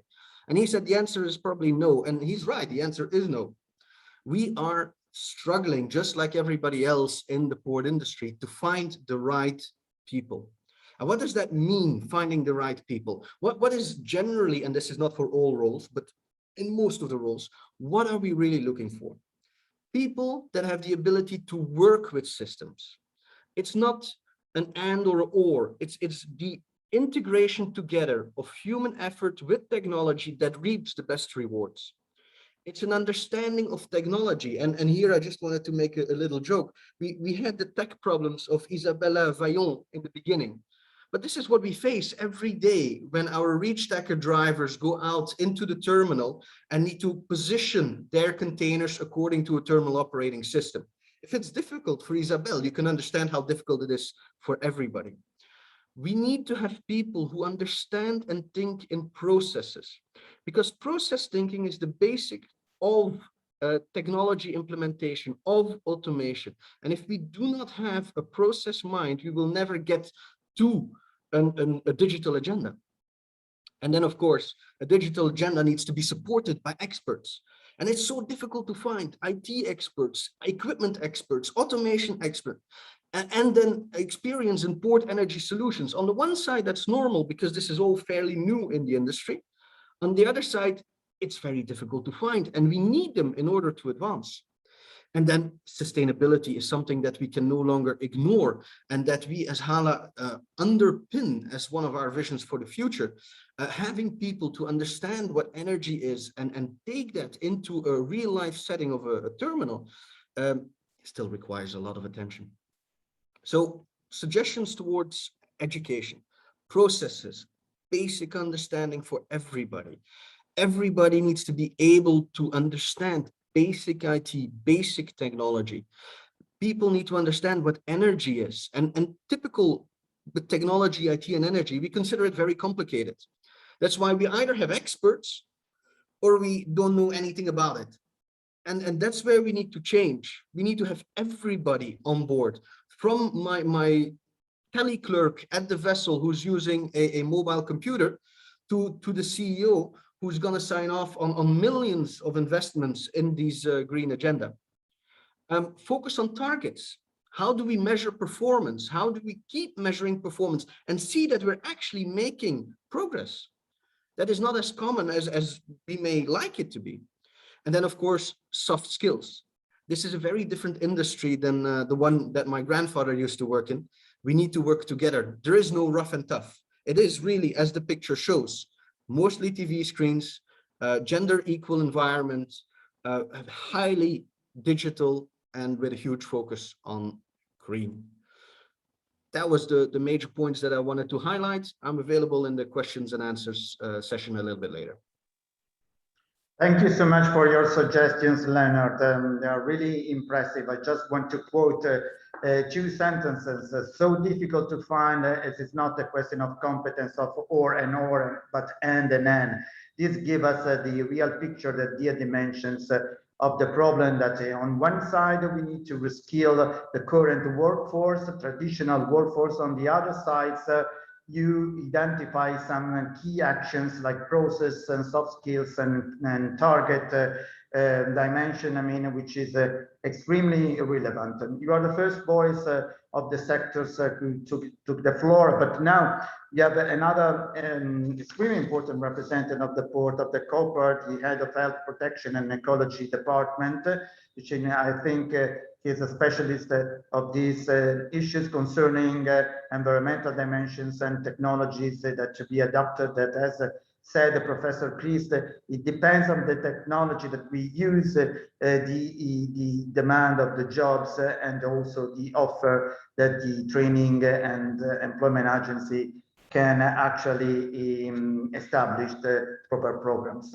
So I'm really honored to give the floor to Boštjan Pavlić from the port of Koper. And please, Boštjana has the floor. Hello also from my side, and thank you for the invitation. I hope that you will see my screen.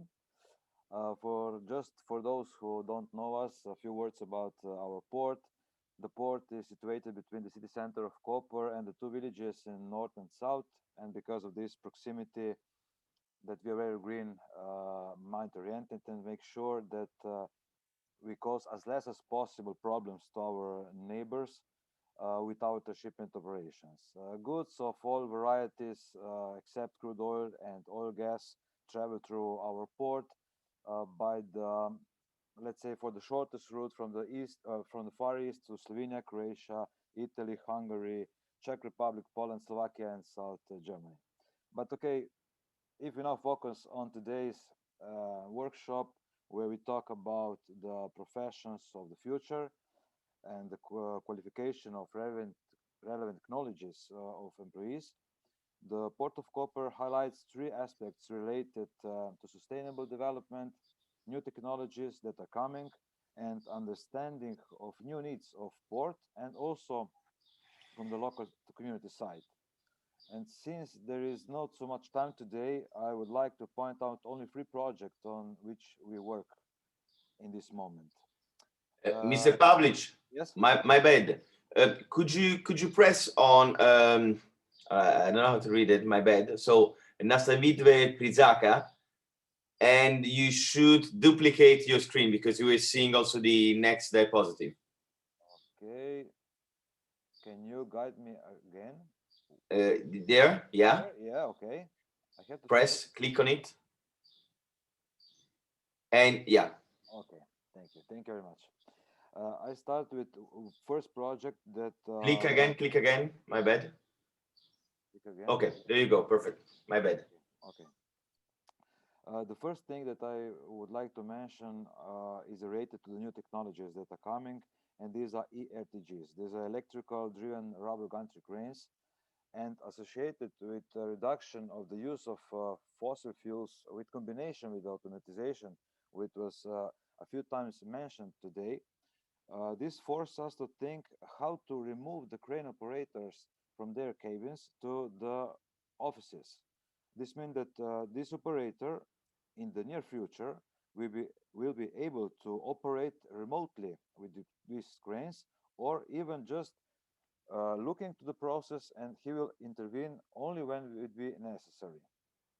Another, maybe even bigger aspect in terms of adopting the competencies of employees is reflected in the planned connection of moored ships to the electrical grid, so-called cold ironing. This segment is very complex, not only in the terms of construction, but mainly in terms of the process of connection and providing the necessary energy in the port. For easier understanding, today in Port of Koper, we need approximately 10 megawatts of power. But in the near future, when this cold ironing will be in full use, we will need 10 times more energy. This means 10 megawatts of energy. Roughly speaking, this means for Slovenia that 3 hydroelectric power plants will operate only for our port. For this reason, we have to build new electrical infrastructure to the port and also inside the port. And in parallel, that was also mentioned a few times today, we have to train people how to deal with these new technologies, to understand how to announce the needs of electricity to the state supplier, and also how to maintain this complex system. Another project that is very, by the way, this is how we have the idea how to deliver this electricity. Let's say that at the end of the port, this 110 kilovolt cable will come to the port, and then we have to go through the whole port with these new cables to be able to put the electricity to the ship. The third project that is, let's say, also started a few years ago, let's say, there are solar power plants with which we compensate this lack of electricity, and also we try to cut down the CO2 emissions. Let's say that we have already implemented a few small ones on which we have learned a lot. And let's say we plan to the year 2025 to build additional ones. And also here the story is similar to the cold ironing. It is not only the construction of these electric plants on our existing warehouses that is difficult, but also the lack of knowledge of operating and maintenance of this solar plant, and not to forget the fire safety aspects. Also here we will need employees with skills and knowledge that till today in port were not needed. This was very briefly we are dealing in Port of Koper, and maybe because we have not enough time, maybe when we have this discussion, I can explain a little bit more about that. Thank you for now. Thank you very much, Sebastian. It is a very sensitive issue, and it's very important also what you said in the definition of the operating jobs that are needed in such a complex infrastructures, which entails obviously smart grids and obviously the collaboration of induced and indirect jobs to the ports to manage all this infrastructure. Thank you so much for your presentation. I will give the floor to Dimitri Spirou from the port of Piraeus, and please, Dimitri has the floor. Thank you very much. I would like to thank you, all of you, for the invitation to participate in the workshop. Just a moment to share my screen.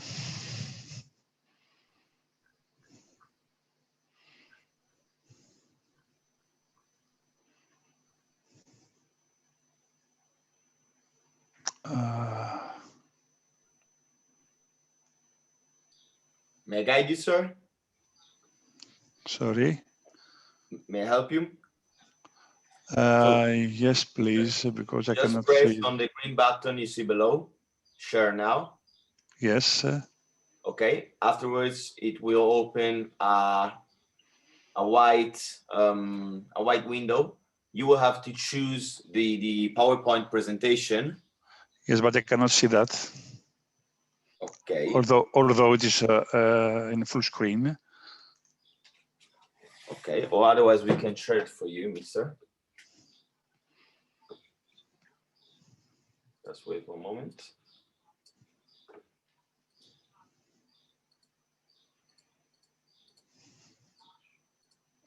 Okay. I think that it's okay now. Is it? No, and you have to press on share below on the right on the white window.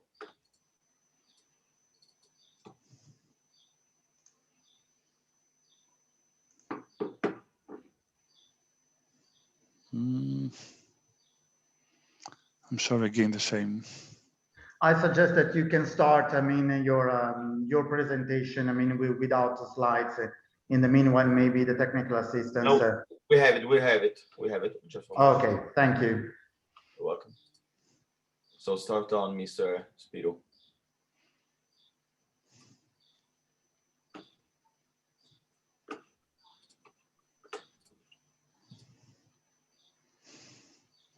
Okay. Very good, please. Okay. Yes, but I cannot see the presentation. Yes. There you go. Okay. Very good. Thank you very much. Okay. Well, Piraeus Sport is the biggest sport in Greece and one of the biggest sport in Europe, according to the figures of 2019. As you can see in the slide, the figures are on 2019, before, of course, the COVID pandemic. And as the Port of Piraeus played a key role in the leadership of ancient Athens, so today it acts as a lever of development of international trade and the local and national economy. It is the Port of Piraeus extended from 4 municipalities and have a coastline of 40 kilometers. It is a multi-purpose port and operates container terminals, car terminals, cruise and domestic lines terminals, and a very important for the national economy and ship repair zone. PPA is the port operator of Piraeus Port, and since August 2016, most of its shares have been transferred to COSCO Shipping, which is today the main shareholder and the owner of Piraeus Port Authority. Nowadays, about 980 people are being employed in Piraeus Port Authority, including administrative staff, harbor workers, engineers and technicians, supervisors, and etc. The next slide, please. What is the role of ports today in the change that happened in the maritime sector? It is a fact that the port system is changing from the traditional role that ports and the maritime sector have as a whole. The port now participates in important energy nodes, while at the same time actively participates and affects urban and social spaces. The development of new technologies also and the introduction of new concepts lead to the definition of new practices in ports. Priorities are emerging to reduce greenhouse gas emissions in the strategic environmental planning of ports. Next slide, please. Through this change,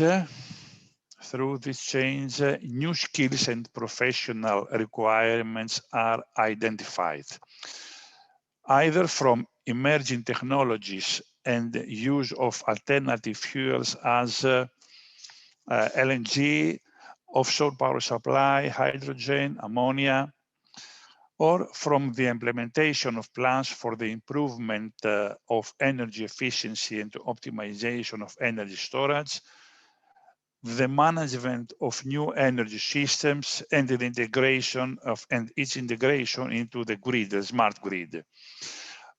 Also, the renewable energy solution production through the alternative sources within the port zone, for example, photovoltaics, waste treatment plants, wave energy, and etc.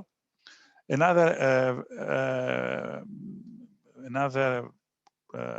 area is the advanced green shipbuilding industry and the use of new materials in the area. Also, the participation in value chains, the social cohesion participation in industrial ecosystems, and the creation of industrial symbiosis and the circular economy. Next slide, please.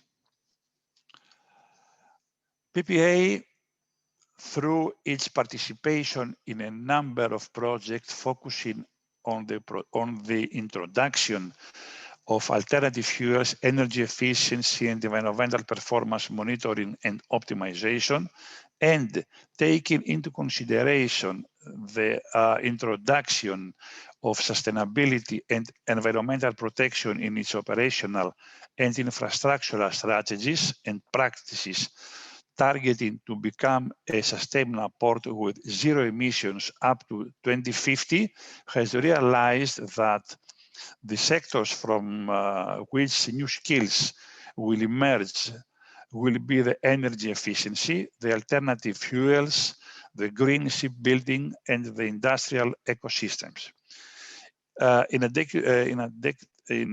Indicatively in the slide, I have included a list of professions which are predicted to be in demand in the coming years in the port industry, either by supplementing existing units or new ones that are being created.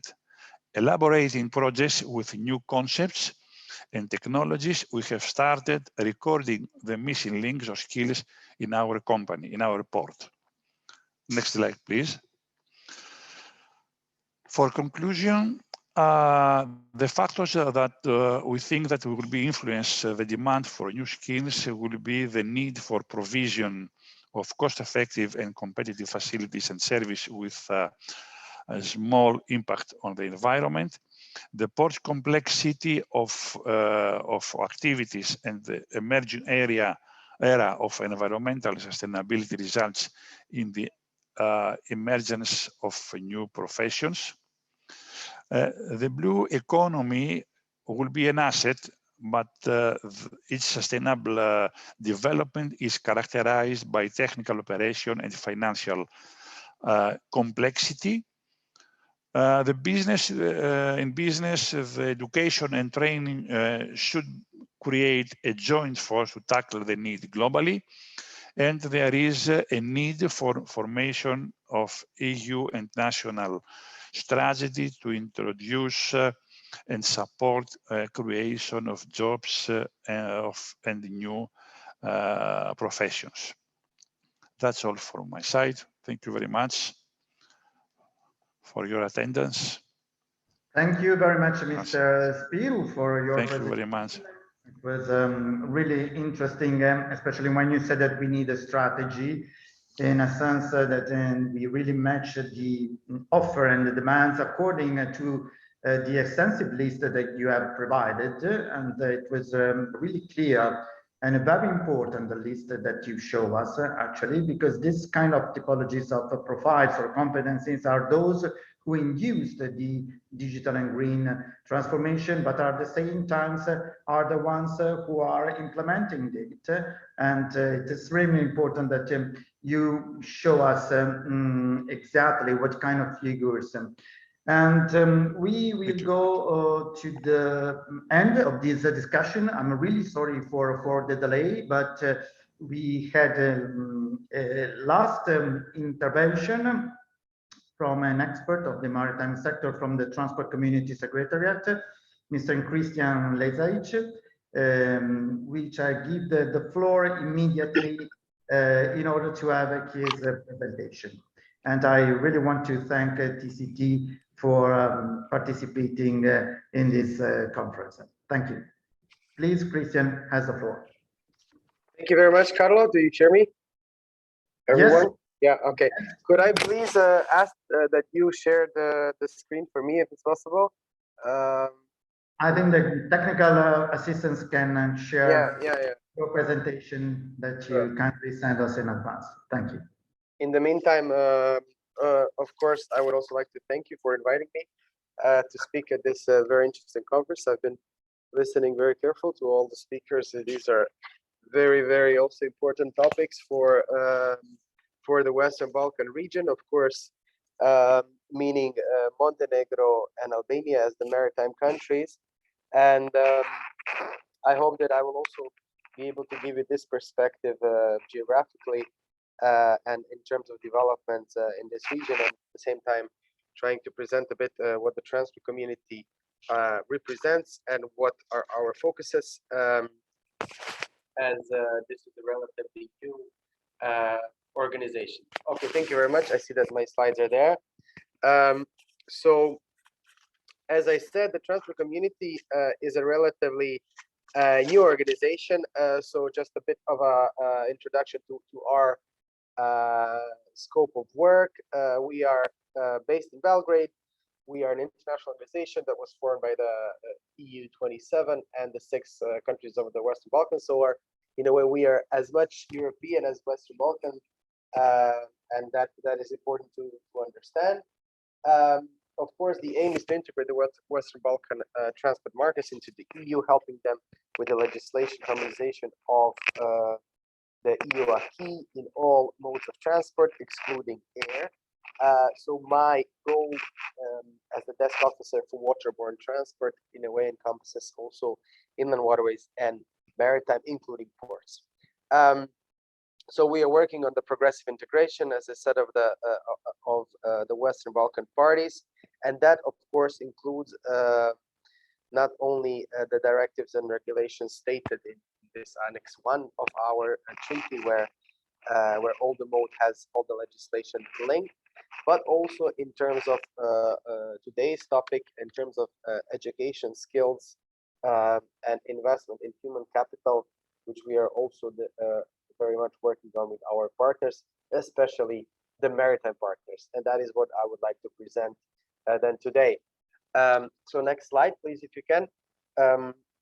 One of the initiatives that was currently developed and is still ongoing is actually very much related to the last action plan that we made for waterborne transport. So the transport community made the action plans for all the modes, and the waterborne one was the last one. So it was recently adopted, and they will give us guidance for the future work with the regional partners. In this action plan, in the maritime component, of course, I want to highlight that we, together with Montenegro and Albania, put an ambitious goal to establish a center of excellence in maritime affairs.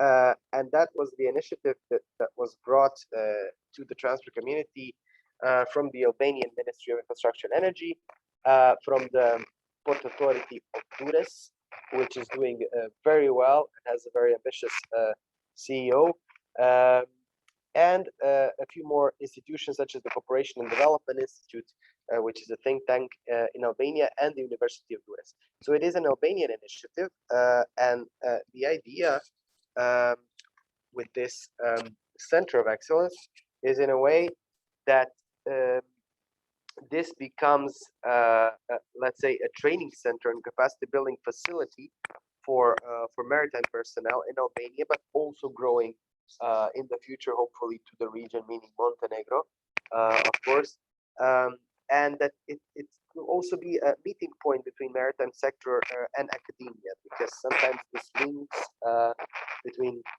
the academic sector and the actual needs in the maritime sector is very much needed.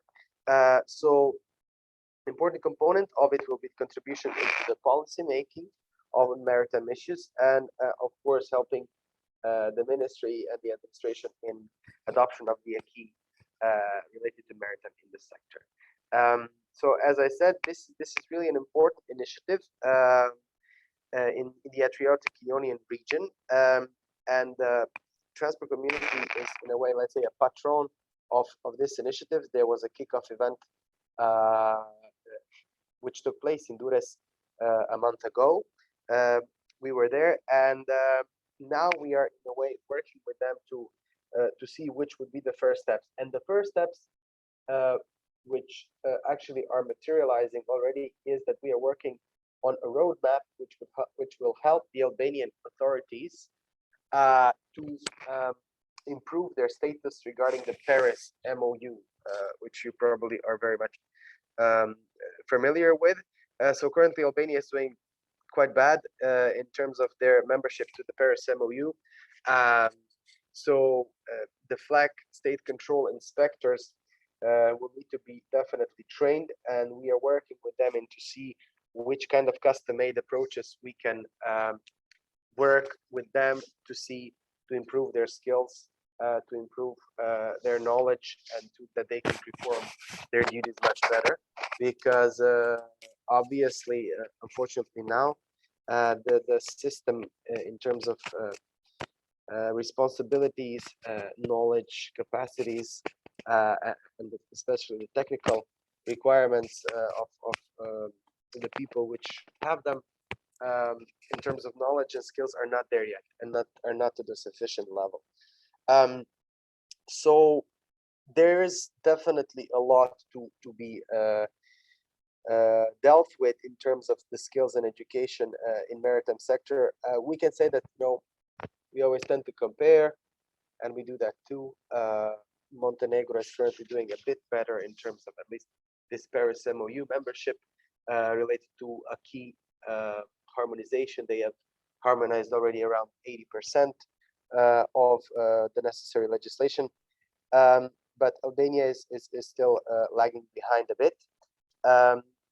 But they are determined. There's a strong political will to change that. So as an international organization, transport community, of course, tries to focus also on other areas where we could assist our regional partners, the 6 Western Balkan countries, and that we are doing through also other activities which are aimed at improving skills and competences in maritime affairs. They are not, let's say, unknown or completely new, but what we are trying to, for example, do with the DIEX missions and trainings to really, together with the regional partners, to make the requests custom made and problem solving oriented, in order that they have really the impact that people can make them on the ground.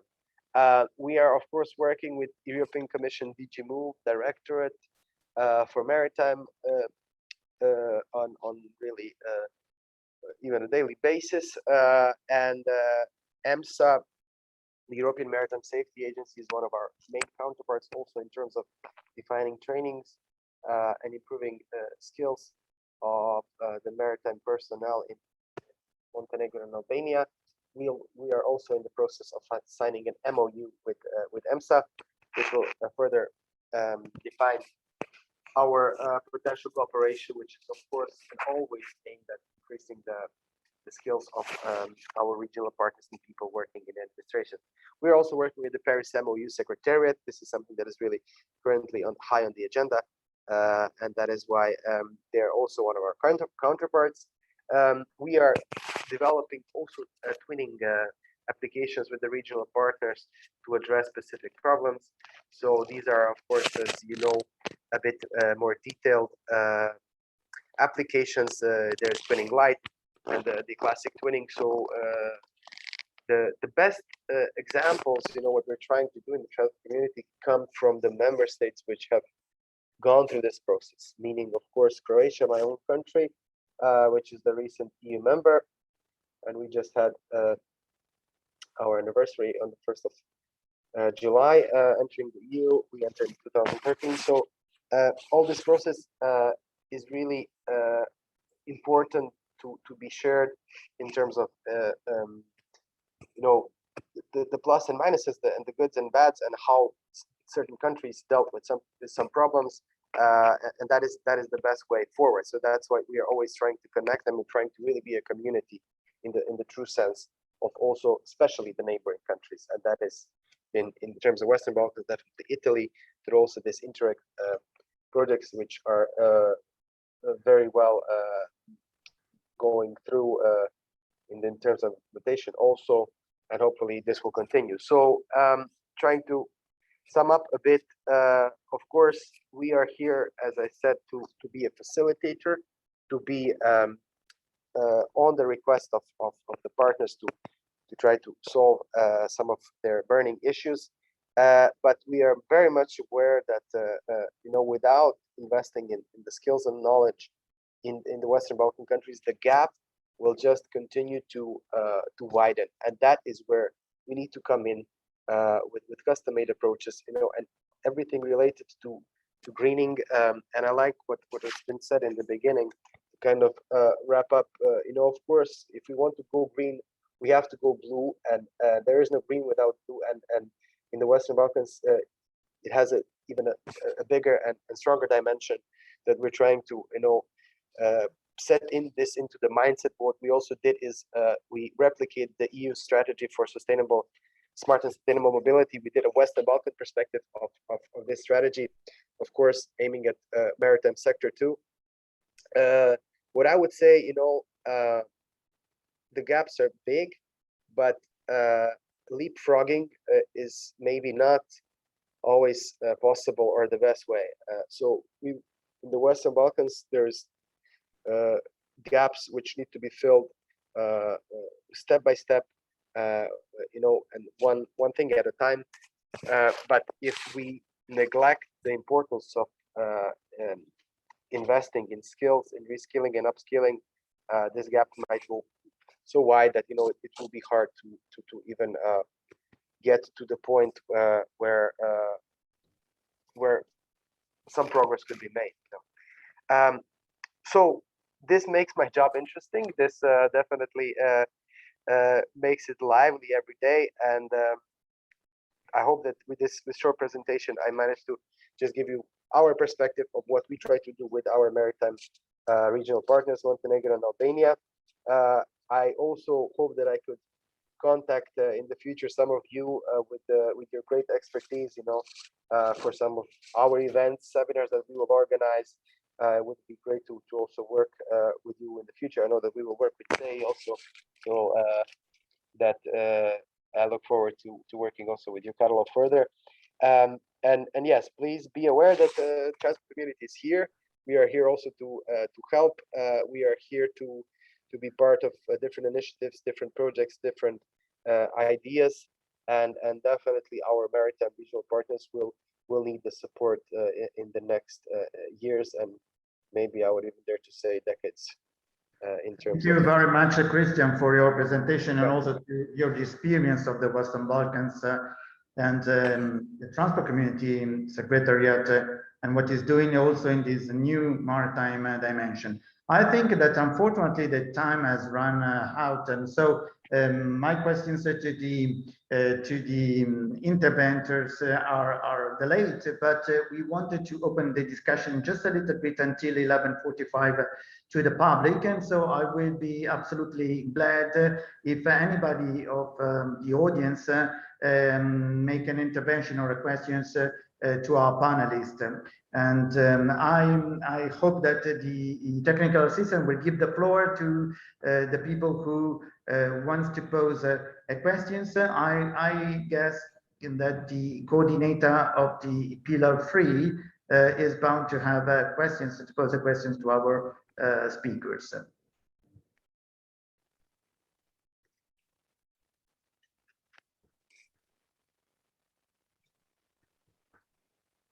Any questions?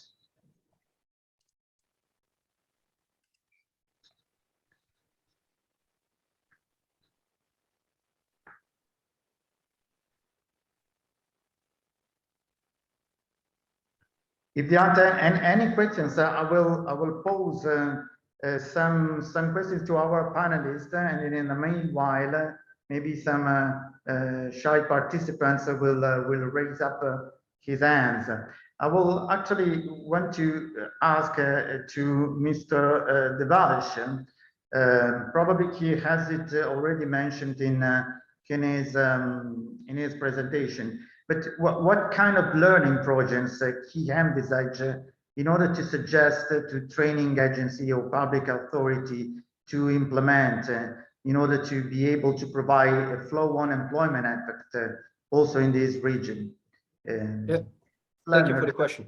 The floor. Thank you. As mentioned in the presentation, so there's a huge focus on the process, the IT and the energy. And I think one of my Greek colleagues, Mr. Dimitris, showed very clearly all the profiles that he expects to come up in the port. And on the one side, we have surely these experts that we need to train, and we need to get them out of university, and we need to get them.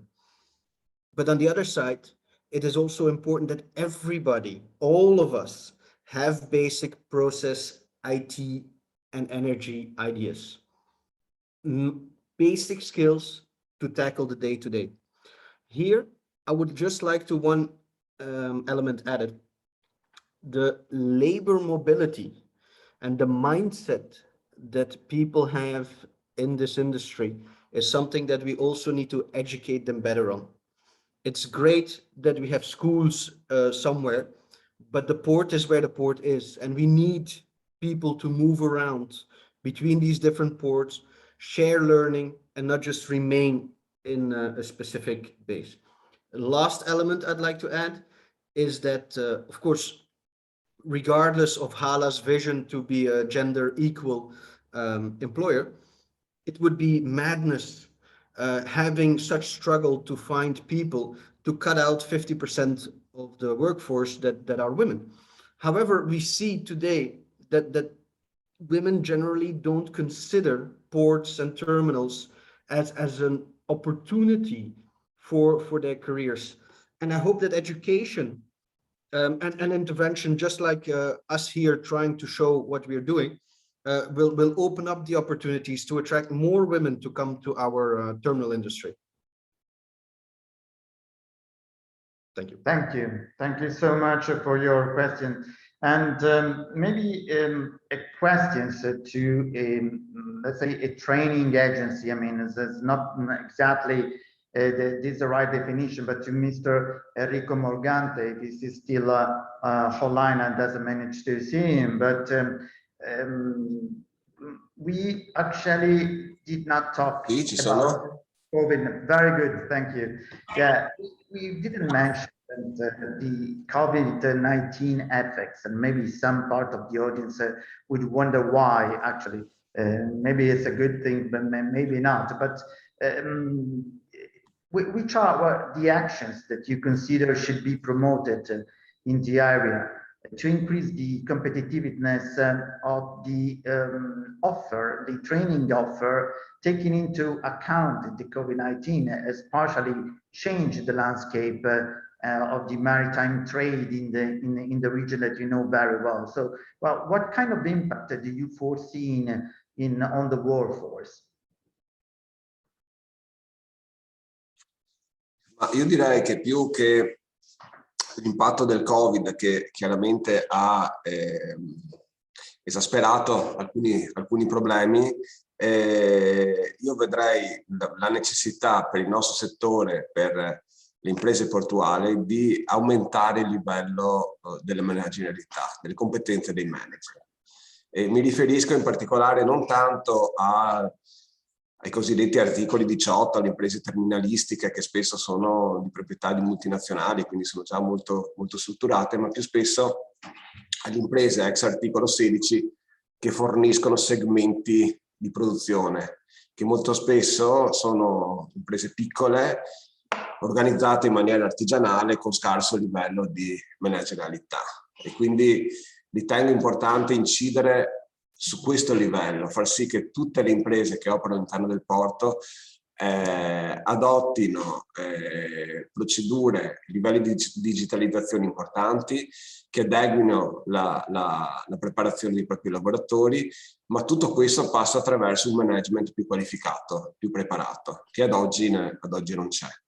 E ecco, non da ultimo anche il pool di manodopera, le aziende che forniscono manodopera sono organizzate molto spesso sotto forma di cooperativa e quindi con uno scarso livello di adattamento alle tecnologie, all'evoluzione del mercato del lavoro, alla normativa, a tutto ciò che ne consegue. Quindi ritengo importante anche proprio a livello di formazione di elevare il livello del management delle imprese che operano al porto, partendo appunto dalla formazione delle figure apicali.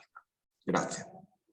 Thank you, Enrico. I really beg pardon to Mr. Apetecchia, Mr. Pavlich, Mr. Spiro, Mr. Lezaice for not posing the questions, but unfortunately the time is running out. But I think that all the audience has your contacts in order to be direct in touch with you.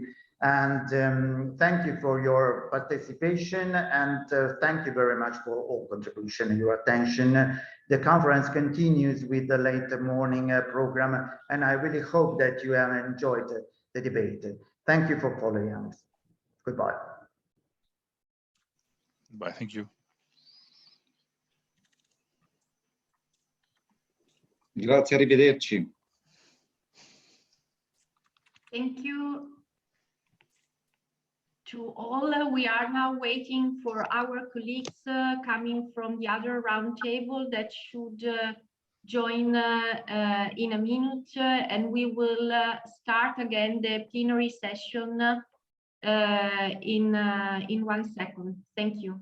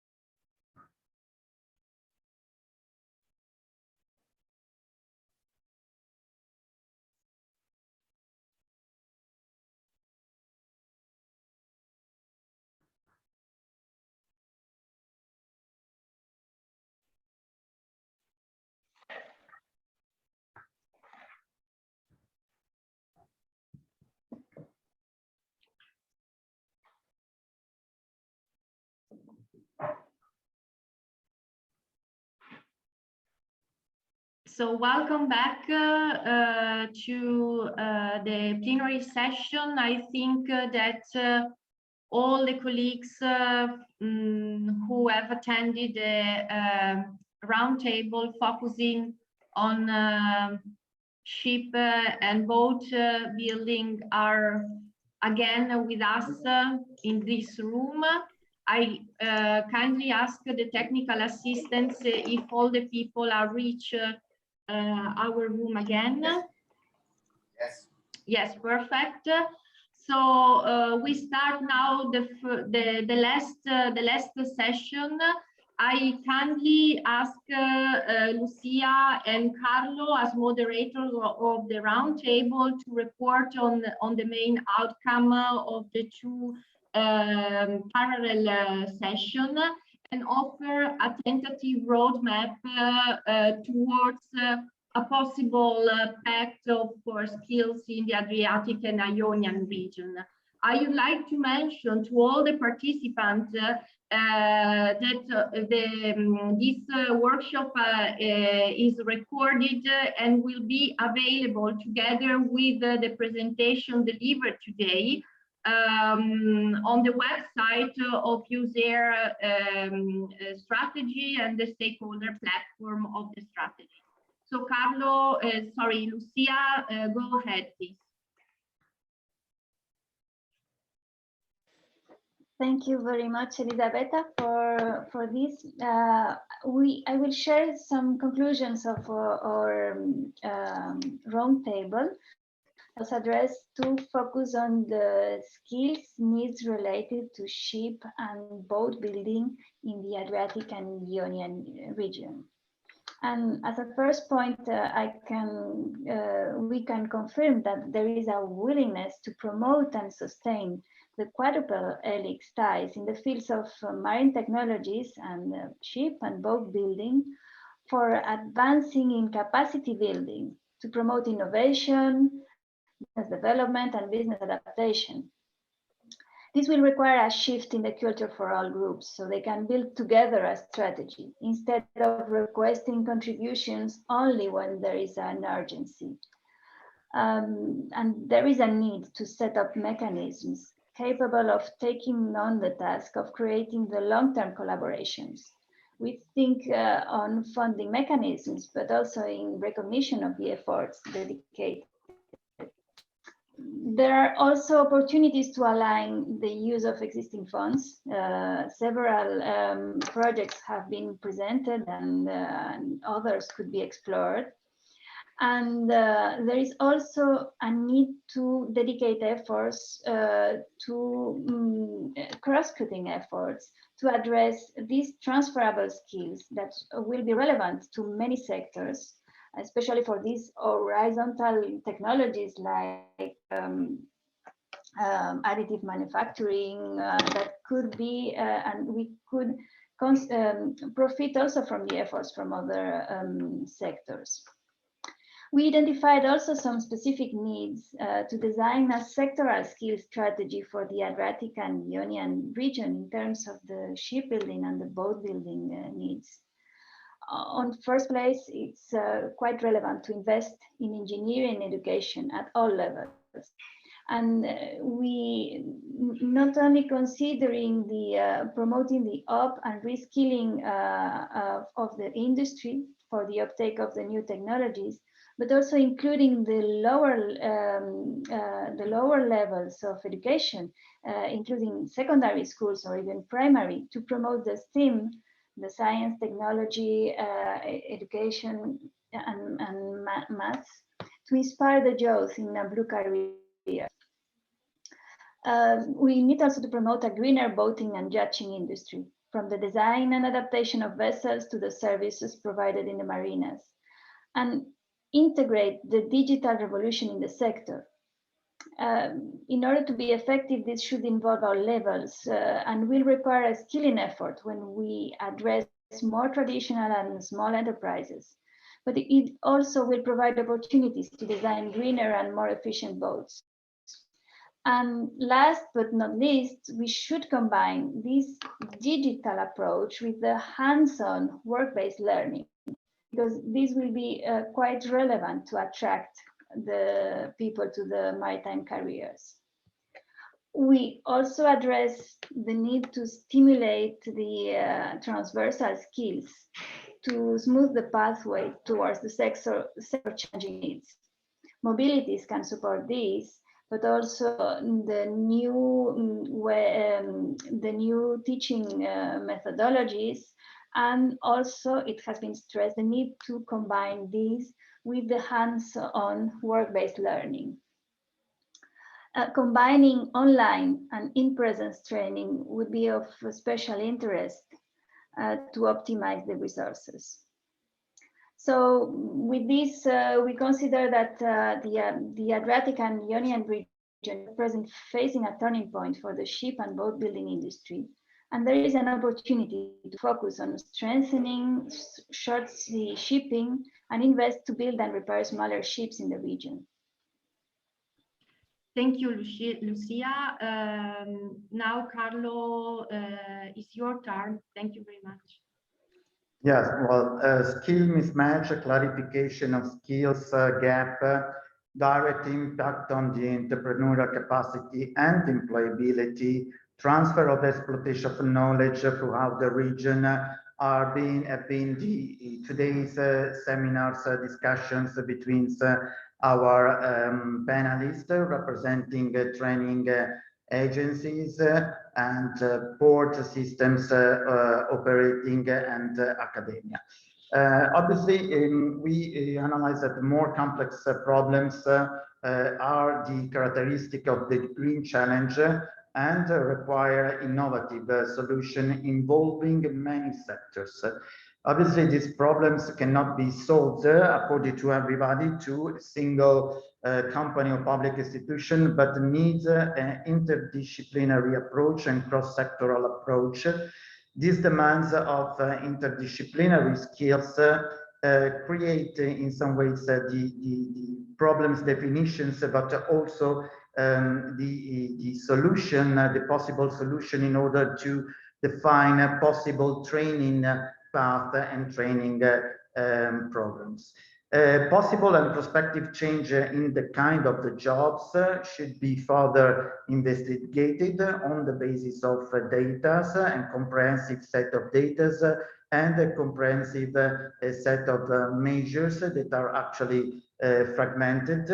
New technologies and the adoptions of new technologies should be monitored in order to understand the real effect on the demand, on the supply change. On the side of the ports, I think that it emerged that the increasingly international nature of the port, we had big stakeholders at our tables, and also the characteristic of global decision and the global production networks made the employment effects of the adoption of the green and digital agenda extend from the port level to a regional or even supranational level. And these require the definition of a strategy based on data, based on the concrete actions, in order to meet and to align the demand and the offer. It emerged that some competencies and profiles that are based on the interdisciplinary skills, soft skills, so their role are absolutely enhanced in comparison to the traditional jobs, are required to define a proper training offer. And it is needed a definition of a strategy to identify profiles, competencies, and then to pitch them actually in on the field on the basis of training programs. Thank you, Carlo. Thank you, Lucia. We have, I think, to carefully reflect on the suggestion that you have made and collected from the roundtable. Our intention is to elaborate these elements in a paper that we share with the, of course, at first with the user governance actors, the pillar coordinators of pillar 1 and pillar 2, and also with all the institutions that and the enterprises that want to be committed in this process and to go further on that. Let's move on to hear from Ander Bergstrom, who is the priority area coordinator of education, science, and social affairs of the EU strategy for the Baltic region, the experiences that have already achieved in one of the first macro-regional approach established at the EU level. Anders, please. Thank you so much. And dear colleagues, thank you for the invitation. Greetings from the Baltic Sea region. I will show some slides here. Just to give you an impression of our region, this is some images. This stretch from Reykjavik in Iceland to North Cape in northern Norway, to St. Petersburg in Russia, and to Potsdam in outside Berlin. So this is the area with some 100 million inhabitants. But today I will give you some examples of how the mainstream programs can support macro-regional strategies and the implementation of these strategies. Just to remind ourselves that why we do this with these macro-regional strategies is because collaboration is vital for creating targeted solutions to our complex societal challenges. So actually we need to work more closer together than ever before. And this is why we now have these macro-regional strategies as co-creative, where we co-create solutions and implement actions to respond to the challenges. So this is one of the answers, so how we can work closer together. And the other thing is that macro-regional strategies are open and agile frameworks for long-term strategic collaboration. Compared with projects, these are more long-term. We work more to integrate transnational collaboration in our daily operations, in our institutions. So if you look at how the intervention logic looks like, it starts with the action plans. You see the red. This is what we have in all 4 strategies. And these are basically lists of challenges that have a macro-regional dimension where it makes sense to work closer together. And what we then do is that we align funding and also institutions. I think it's important to here say that it's not just about EU funds. It's actually that our institutions should use also their own resources to work closer together. And we have actions on the ground, and certainly projects are also very important here. And this feeds into the policy impact and policy change that deliver to the action plan. So this is the intervention logic. So what have we done then in the Baltic Sea?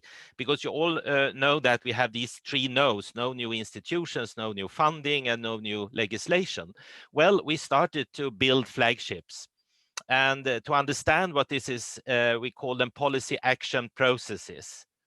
And these policy action processes is something that the key stakeholders like pillar coordinators or in our strategy we call them policy area coordinators are developing as a response to the action plan.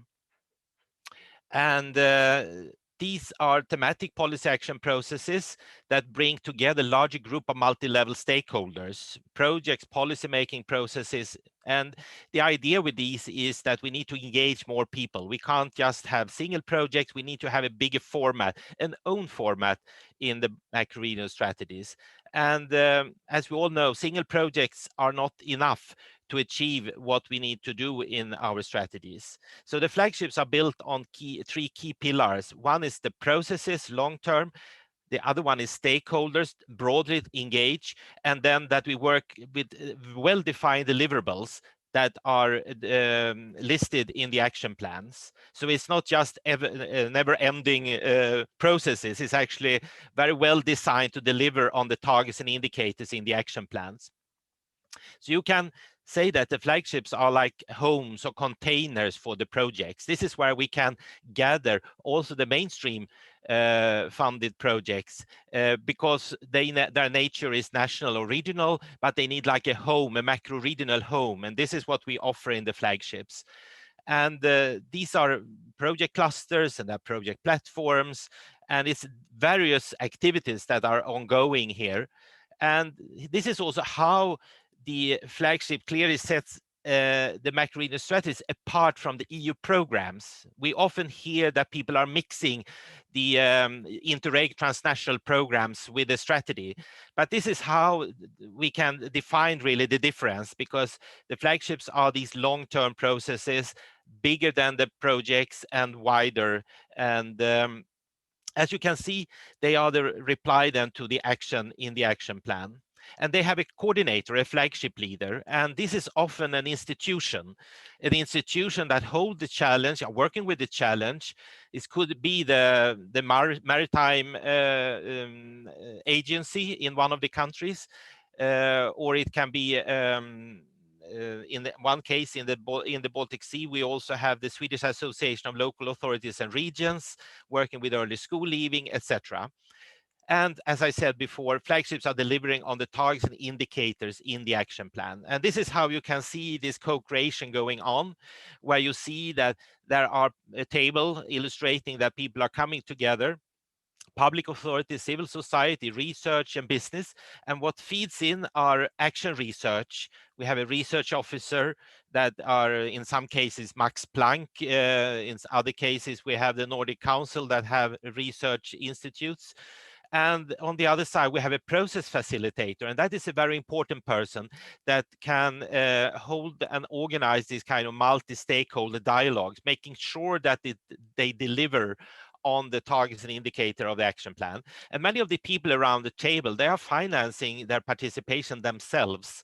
They are, instead of going to their office in Stockholm, they go to this kind of virtual office nowadays and work together with colleagues. They don't need any extra funding for this. And if they need it, they use the project funding. Looking into the embedding, how has we done in this case in the Baltic Sea strategy? Well, we have raised awareness of how the macro-regional strategies can support the implementation of the operational programs. What is the macro-regional added value expressed in program language? Because certainly this is somewhat different language we use in the macro-regional strategies and what is used in the mainstream programs.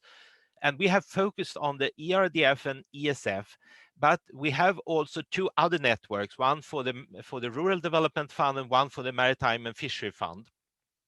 We have invested in capacity building, two teams now, one with the ERDF and one with the ESF MA networks, Managing Authority networks, are now dedicated and motivated to support the implementation, ready to facilitate communication with the respective systems.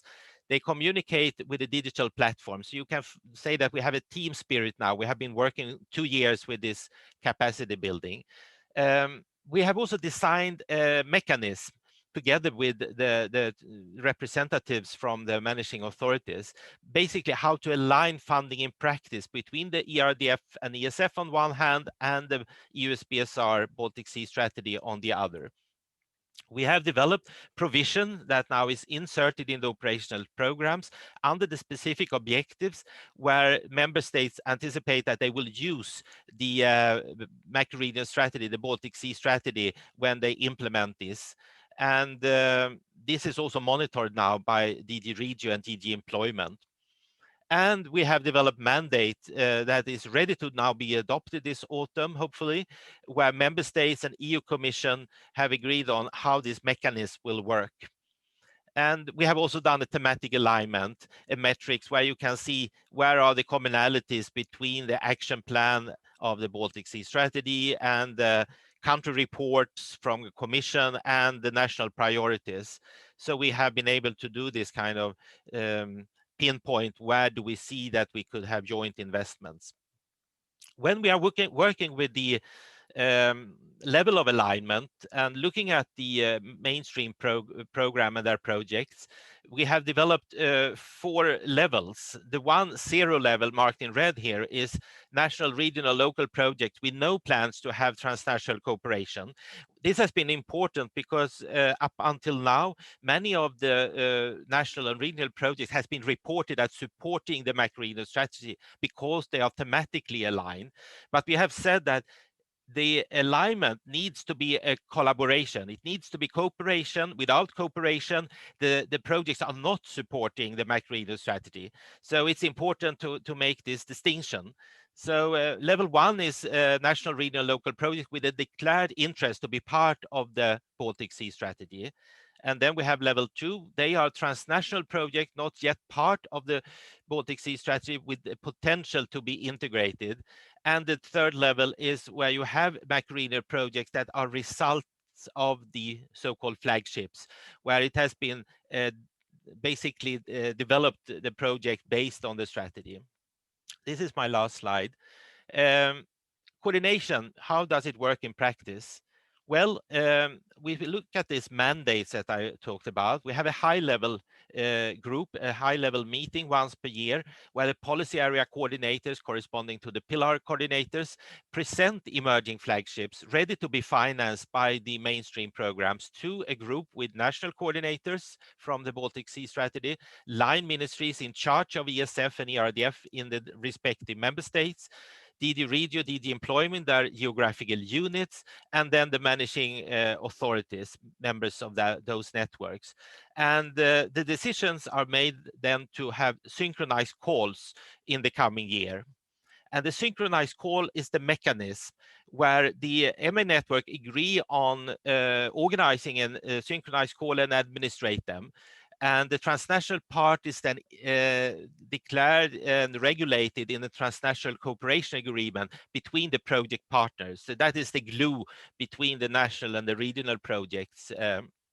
And then what's happening is that the policy area coordinators, together with flagship leaders, mobilize stakeholders, applicants that are then going for these calls. So they are certainly open calls. They are not just, flagship leaders and project partners from the flagships, but they are open to others also that want to work with transnational cooperation. And then we have the implementation where the projects are being implemented following the national and regional law rules. So it means that it's no extra. The only thing that we add on is this transnational cooperation agreement. So it was a lot of information in short time, but you are most welcome if you have questions to me after this. Thank you so much. Thank you so much, Anders, for the valuable contribution. It's very important to us in terms of learning process to understand how in practice it works, the embedding process in the Baltic Sea strategy. I would like to underline 2 elements, the capacity building, the reinforcements. It means, as you mentioned, they took now 2 years to collect all the people together and to work together. And then the interest in cooperation and collaboration on some common issues. So the financial instrument is part of that, but the basis is really to work together on some common topics. So there are some very important elements to be taken into account, and really hope that also in our Adriatic and Ionian region we could progress step by step on that path.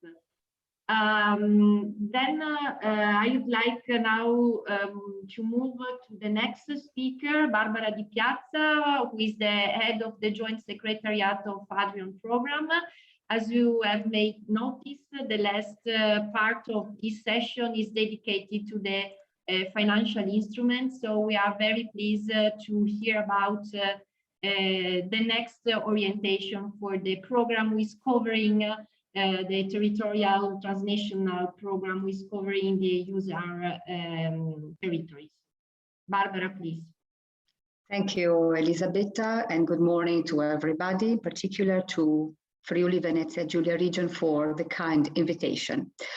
Well, it is a pleasure to provide you with my presentation, which mirrors from vision into practice what it has been said today. Please let me take the opportunity with just this slide to provide you with an overview on our program, that it is was born in the current programming period. So it is one of the youngest in the Interreg family. It involves 8 countries, 99 million EU contribution. It has granted so far 62 projects framed under the 4 priority axes that you can see here below: innovative and smart region, sustainable and connected region, supporting user governance. As you know, the peculiar element of our program is that we have 4 ERDF countries, 4 EPA countries. So it is we have the structure of our monitoring committee is unique compared to other transnational programs. And needless to say that our priority axes are strongly aligned with the user action plan. Out of the 62 granted projects, and with a focus on the priority axis 1, dealing with innovation, well, we have granted 17 projects involving more than 100, a little bit less than 150 beneficiaries, for a total budget of 23.6 million euro. The granted projects, topic-wise, stretch from traditional to emerging sectors, from shipbuilding, just to give you an idea, to biotechnology, but they also include environmental and energy technologies, tourism, natural and cultural heritage, because innovation has been used, in particular the use of big data, to promote these sectors, without forgetting social innovation. So this box, what we have funded in the framework of priority axis 1, somehow mirrors what it has been said at the beginning of this today meeting from the representative of the European Commission, Monsieur Elken and Mrs. Vialon. If I move to the main achievements that we have reached so far, having in mind that our transnational program has as a main goal to act as a policy driver within the area, also having in mind that we are a transnational program with limited resources, we have supported so far soft measures like transnational models for testing, upscaling, comparing and evaluating innovation, pilot actions, in particular aimed at transferring experiences to SMEs, platforms supporting networking and cooperation among enterprises, business support organization and research institutes. So we have both triple and quadruple helix approaches, transnational pilot clusters, strategies and action plans. Well, actually, I would like also to focus the attention on the fact that we have started the support to smart specialization strategies at a transnational level. We have 2 forerunner projects, which are kind of novelties in our area. The first one is the OIS-AIR project, which has implemented 3 pilot macro-regional S3 strategies in agro-biot economy, energy and environment, transport and mobility. But we also have 1 project, Blue Air, that you know because it is its lead partner is located in Friuli, Venezia Giulia region, which is the first transnational S3 on blue growth. The project is currently being implemented, and it aims at overcoming what the representative of the Commission of DG Mare explained this morning. So to overcome the current fragmented approach of blue economy, of blue air. I said from the very beginning that I wanted to give you a vision, an example from vision into practice. So having regard to the topic of today's meeting, let me take the opportunity to show you a good example on how skills have been supported in a traditional sector dealing with the blue economy. And just to show you how transnational programs and transnational projects can contribute to a certain extent to challenges and concerns identified at a local level. This project intends to boost and to encourage the meeting between a traditional sector like shipyard and nautical logistics supply chain with Industry 4.0. In particular, with regard to the topic of the meeting of today, in addition to the implementation of the realization, beg your pardon, of the technological roadmap that this project has implemented aimed at identifying regions' characteristics in terms of needs and challenges, in particular with regard to available and needed skills and professional profiles. It is worth to be highlighted that the intention of upskilling and reskilling professional profiles to enhance employability has been performed through transfer actions in more than 130 companies, mainly SMEs. The project has also implemented tools and methodology like the Future 4.0 platform as a knowledge hub in order then to collect applied knowledge and boost the transfer of applied knowledge towards SMEs. This project involves 9 partners, beg your pardon, and it is also led by an Italian lead partner. The overall budget of this project is of roughly €1 million. But I think that this is a practice, give you a little bit the flavor of what we can do and how we can also working together with a macro region, a transnational program can support.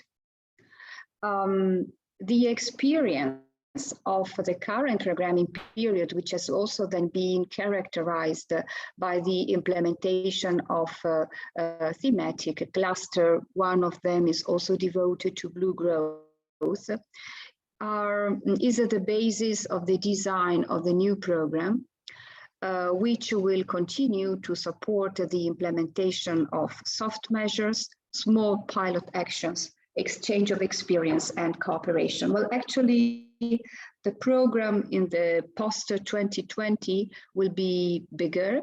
9 countries will be involved, so North Macedonia will also join, as actually already joined our program.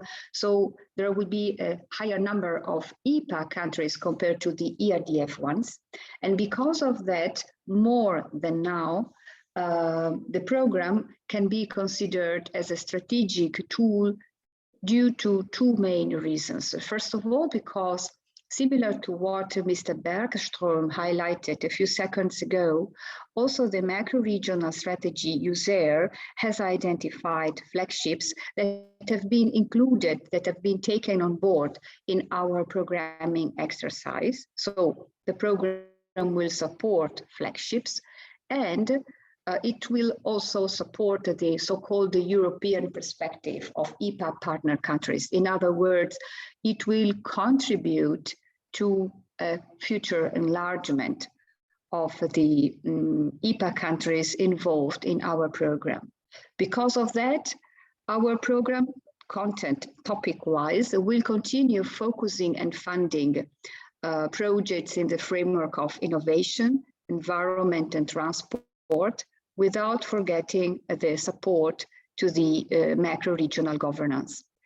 These topics, of course, must also then be framed in a bigger framework, which is characterized by having in mind the overarching EU goals, digital solutions, Green Deal, and COVID-19 resilience. If we go more in details on the policy objectives that we have selected, I mean the task force has selected, you can see that 3 policy objectives will be on board. the one policy objective, one dealing with innovation, and then we have support to environment and circular economy, climate change mitigation. We will again, continue supporting transport sector, without forgetting, as I said, the Interreg specific objective to boost a better governance within the area. But what it is important, I would say, to highlight at this moment in time is that the 3 thematic objectives have already identified indicative actions. So we can already start thinking, so we have already reached an important milestone in our programming exercise. If we focus on policy objective 1, dealing with innovation, and again, with a reference to what the speakers that made their presentation before, well, I would like to highlight that the support to innovation, to use their flagship in the framework of policy objective 1, will not be limited to flagships linked to pillar 1, blue growth. Actually, because flagships can also then be supported irrespective from their pillar in our future support to policy objective 1. Needless to say that the projects that have been funded so far in the current programming period have been highly maritime oriented. I mean, you know already the reasons behind it has been already explained. I mean, there is more dynamism in the coastal and maritime area. We will continue focus and supporting multifaceted topics, trying to combine the support to traditional and more innovative one, and also those that are not strictly immediately linked to innovation. So for example, tourism, but also the key ET technologies like nanotechnologies and so forth will be taken on board in the future program. And as said, without forgetting cross-cutting topics. So the support to digital solutions, sustainability, but also the encouraging of implementing new models, like, for example, smart specialization strategies will be a kind of a fil rouge in all the projects that we hope that to fund in the near future. More from a technical perspective, so for technicians that are listening to this presentation, policy objective 1 will be supported through the following 2 specific objectives that, as you can see, are closely interlinked. So the meeting of today is the perfect one to present our policy objective 1, because in addition to the support to developing and enhancing research and innovation capacity, the uptake, beg your pardon, of advanced technology. So this is the content of the specific objective 1 of policy objective 1. The task force members have also chosen the specific objectives 1.d, which is expressly devoted to promote to develop skills for smart specialization, industrial transition, and entrepreneurship. So today I am in the right place with my presentation. Let me take as a very last slide for you to focus on the proposed indicative actions on these specific objectives. So let me take the opportunity to briefly provide you with some information, although they are still to be fine-tuned, but the task force expressed itself in order to promote in the framework of the specific objective D, the capacity building actions and institutional learning, in particular with regard to the design, implementation and monitoring of S3, the promotion of regional and national strategies, also addressing two challenges and concerns that are specific of this area. And we are not only addressing to demographic change, but also to brain drain, aging society, migration, regional disparities of human capital. We do hope also to receive a good project proposals dealing with raising competencies, skills of stakeholders in the framework of digitalization, decarbonization, and circular economy management. So previous colleagues already highlighted this keyword. Also, we would like to encourage the development of knowledge hubs and platforms.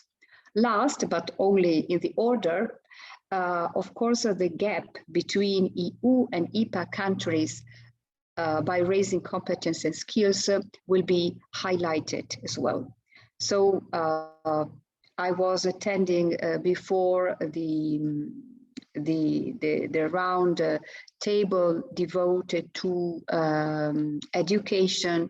So also in this respect, I think that our program is very much in line. We would like to encourage specific measures to promote specific training concepts at different level in order to spread innovation and also circular knowledge management by promoting mobility of staff, of researchers and PhD candidates in the Adrian region. So I would like then to thank you for your attention and do not forget to visit our website. Thank you. Thank you, Elisabetta. Thank you to you, Barbara, for having explained very important steps towards the design of the new program, outline already some alignments achieved through the previous projects approved under the program, and at the same time let us know how the future program is going to be shaped. And we are very happy that you find today in the right place, and also I think we are in the good direction, because in this way what we have now discussed could be in fact developed further and maybe to find support also through the Adrian program. So now we are, despite our delay, we are to conclude now our last plenary session and the workshop actually, and we are very pleased to have today with us for a joint final remarks the Deputy Head of Unit Leonardo Colucci from the DG Employment Unit responsible for Italy for European Social Fund, and Mr. Lefidini from ANPAL, which is the Italian National Authority for leading the European Social Fund. So please, the floor is yours. Thank you very much. Thank you very much. And good morning, everyone. I'm really happy to be here, and I really would like to thank the managing authority of the ESF operational program for Friuli Venezia Giulia for organizing this interesting workshop, for giving us this opportunity. And of course, I also want to thank all the participants for the stimulating contributions that they have provided. I personally learned a lot today, but more importantly, it is to be noted that the topics discussed this morning are very relevant and highly topical in the European agenda. Investing in training and skills is key to fostering a smart and inclusive recovery and staying, of course, on track on the path of the green and digital transition. As we've just seen, the blue economy sectors, including maritime transport, port activities, shipbuilding, require an advanced professional, technological, and digital skills. And these are linked to energy efficiency and sustainable mobility. I would like to recall that almost 1 year ago, the 1st of July 2020, the Commission presented a package of proposals in the area of skills, vocational education and training, and youth employment. This was with the aim to contribute to a rapid recovery from the COVID-19 crisis, while, of course, taking advantage of the twin transition. The package includes a new European agenda for skills, This sets out specific objectives for the next 5 years and identifies 12 initiatives at European level covering 3 main strands. These are increasing the quality and relevance of skills training, making skills and qualification more visible and comparable, and improving skills intelligence and related information to improve career choices. Among these actions, I would like to mention in particular the Pact for Skills. This was launched on 10 November 2020. It aims to mobilize and encourage all stakeholders to join forces and take concrete actions to improve skills through the creation of solid and sustainable large-scale partnership in the industrial ecosystems. Businesses, workers, national, regional, and local authorities, social partners, cross-sectoral and sectoral organizations, education and training providers, academia, research bodies, employment services, they all have a very, very important role to play in this mission. Having said that, it is now the moment to translate the political commitments into concrete actions and define possible common paths at different levels, including on a macro-regional scale. This is to raise awareness of the benefits of cooperation between countries and regions and taking advantage of the new EU funding opportunities.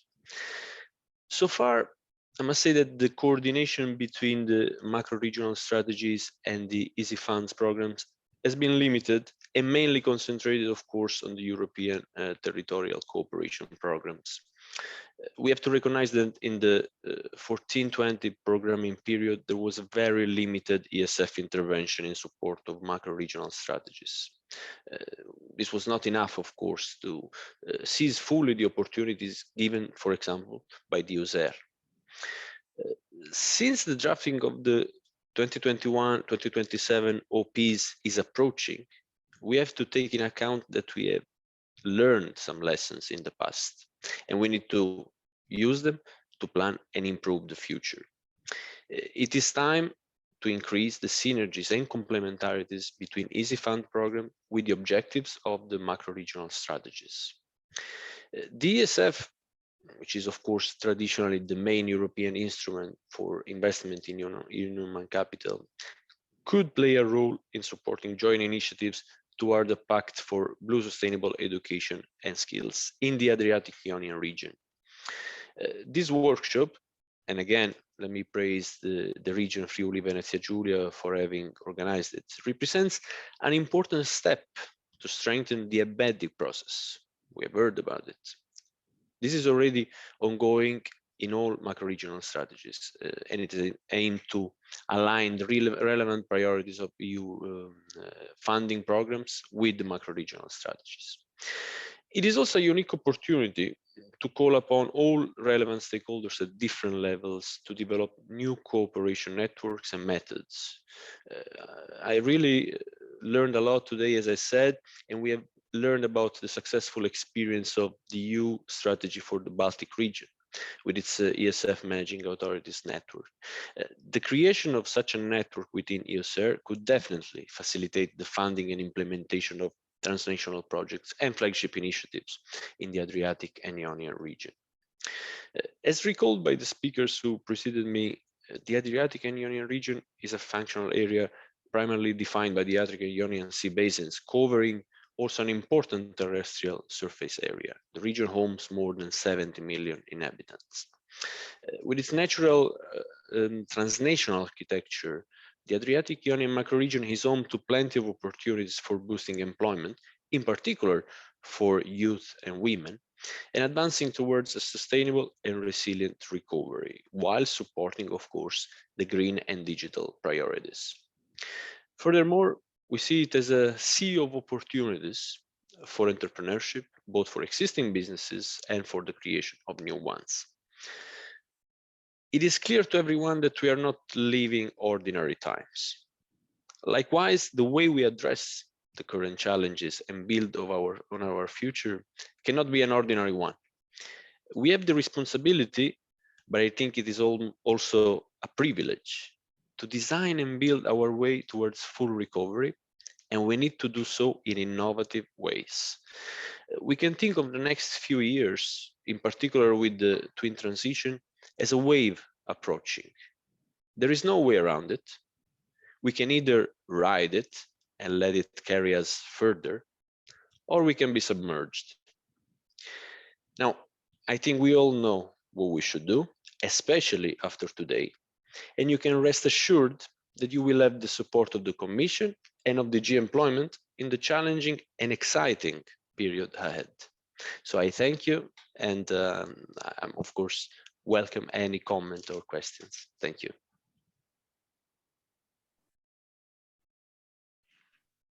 Thank you so much for your contribution. I give the floor to Mr. Lipidini. Sì, grazie, è davvero una giornata straordinariamente ricca di suggestioni, conoscenza, spunti di riflessione, ma soprattutto io credo che abbia espresso un bisogno che evidentemente è quello delle competenze che assumono in questo contesto della duplice transizione verde e digitale, ma anche in ottica di ripresa dalla crisi pandemica, una centralità credo prima d'ora mai così avvertita. Ma diciamo nel quadro di questo nostro così straordinario incontro, per cui già mi unisco ai ringraziamenti della DG Employ, in particolar modo del dottor Colucci, che insomma anche lui ha così brillantemente ricostruito questo quadro che abbiamo davanti. Noi in particolar modo abbiamo acquisito che diciamo tutta questa evoluzione digitale che sta avvenendo, tutti questi cambiamenti e di innovazione e trasformazione industriale non ancora hanno avuto le competenze che servono per poi, una volta che il cambiamento industriale viene a realizzarsi, possono poi essere messe a frutto per una ripresa anche del mercato lavoro e dell'occupazione. Quindi questo tema delle competenze ha una centralità straordinaria, ma in questo quadro noi dobbiamo naturalmente richiamare quelle che sono come dire, dal punto di vista dell'FSE Plus, le caratteristiche per la programmazione 21-27 che noi abbiamo nell'obiettivo di Policy 4, l'attuazione del pilastro sociale europeo. Lo diciamo perché anche oggi sono emerse le figure, diciamo, dei giovani, delle donne, come dire, questi sono delle opportunità per rilanciare l'occupazione giovanile, che naturalmente è più disponibile al cambiamento digitale, anche l'occupazione femminile. Noi abbiamo davvero da questo punto di vista una grande opportunità, ma che nel quadro naturalmente dell'FS Plus trova anche degli sviluppi negli obiettivi di Policy 1, Europa intelligente, e poi naturalmente quella dell'Europa verde, perché tutta diciamo, questa materia naturalmente è una materia che sta insieme perché, come è stato detto anche in apertura del nostro workshop, bisogna abbandonare un po' questa compartimentazione, no? Dobbiamo riuscire a tenere insieme il quadro complessivo, e da questo punto di vista le competenze davvero hanno un valore trasversale, da quelle di base a quelle digitali, e soprattutto c'è questa opportunità che mi pare che si stia comunque delineando, e cioè di andare a prefigurare un percorso per un patto delle competenze nel quadro della regione EOSIR, perché naturalmente come dire, questo potrebbe veramente aiutare a mettere a sistema i tanti pezzi, no? Diciamo, la formazione, gli stakeholder, naturalmente tutti quelli che sono gli attori del mondo del lavoro, le istituzioni del mercato del lavoro, le autorità di gestione, perché questo è un percorso che può essere fatto anche nel quadro di quelli che sono gli elementi, diciamo, regolamentari che sono venuti in rilievo. Quindi da questo punto di vista lo strumento che mette a sistema tutto questo mondo in vista di avviare un percorso per il patto delle competenze nell'economia blu, naturalmente, della regione ionico-adriatica, è importante perché abbiamo da questo punto di vista tutto quello che come dire, è richiesto. Naturalmente serve una grande determinazione. Io credo che appunto il seminario di oggi voglia essere un punto di partenza, perché come sapete, diciamo, i programmi sono chiamati nel quadro delle sfide, i nuovi programmi ovviamente, i programmi della 21-27 sono chiamati nel quadro delle sfide che hanno di fronte a richiamare naturalmente quelle che sono le strategie di macro regionali, e da questo punto di vista hanno anche l'opportunità, nel quadro degli obiettivi specifici, di declinarne l'attuazione. Quindi noi abbiamo davvero, come dire, anche gli strumenti per farlo. Da questo punto di vista anche l'accordo di partenariato, che è naturalmente in visione dalla Commissione, che ancora è in corso di approvazione, però nella sua cornice naturalmente riconosce le strategie macro regionali come contesto programmatorio, quindi come contesto di programmazione, ne riconosce naturalmente l'opportunità di attuazione nel quadro anche dei programmi regionali. Da questo punto di vista si prevede la possibilità di promuovere delle azioni di coordinamento anche per definire la scala degli interventi e soprattutto nell'ottica della strategia S3. Quindi, come dire, noi abbiamo veramente una grande opportunità. Ecco, io credo che i lavori di oggi appunto siano stati per tutti un arricchimento straordinario, ma che come abbiamo visto per esempio nell'esperienza baltica, possono essere diciamo capaci di una trasformazione. Ecco, diciamo, molto si parla sempre anche della capacitazione amministrativa, anche EOSIR ha naturalmente questo aspetto, no?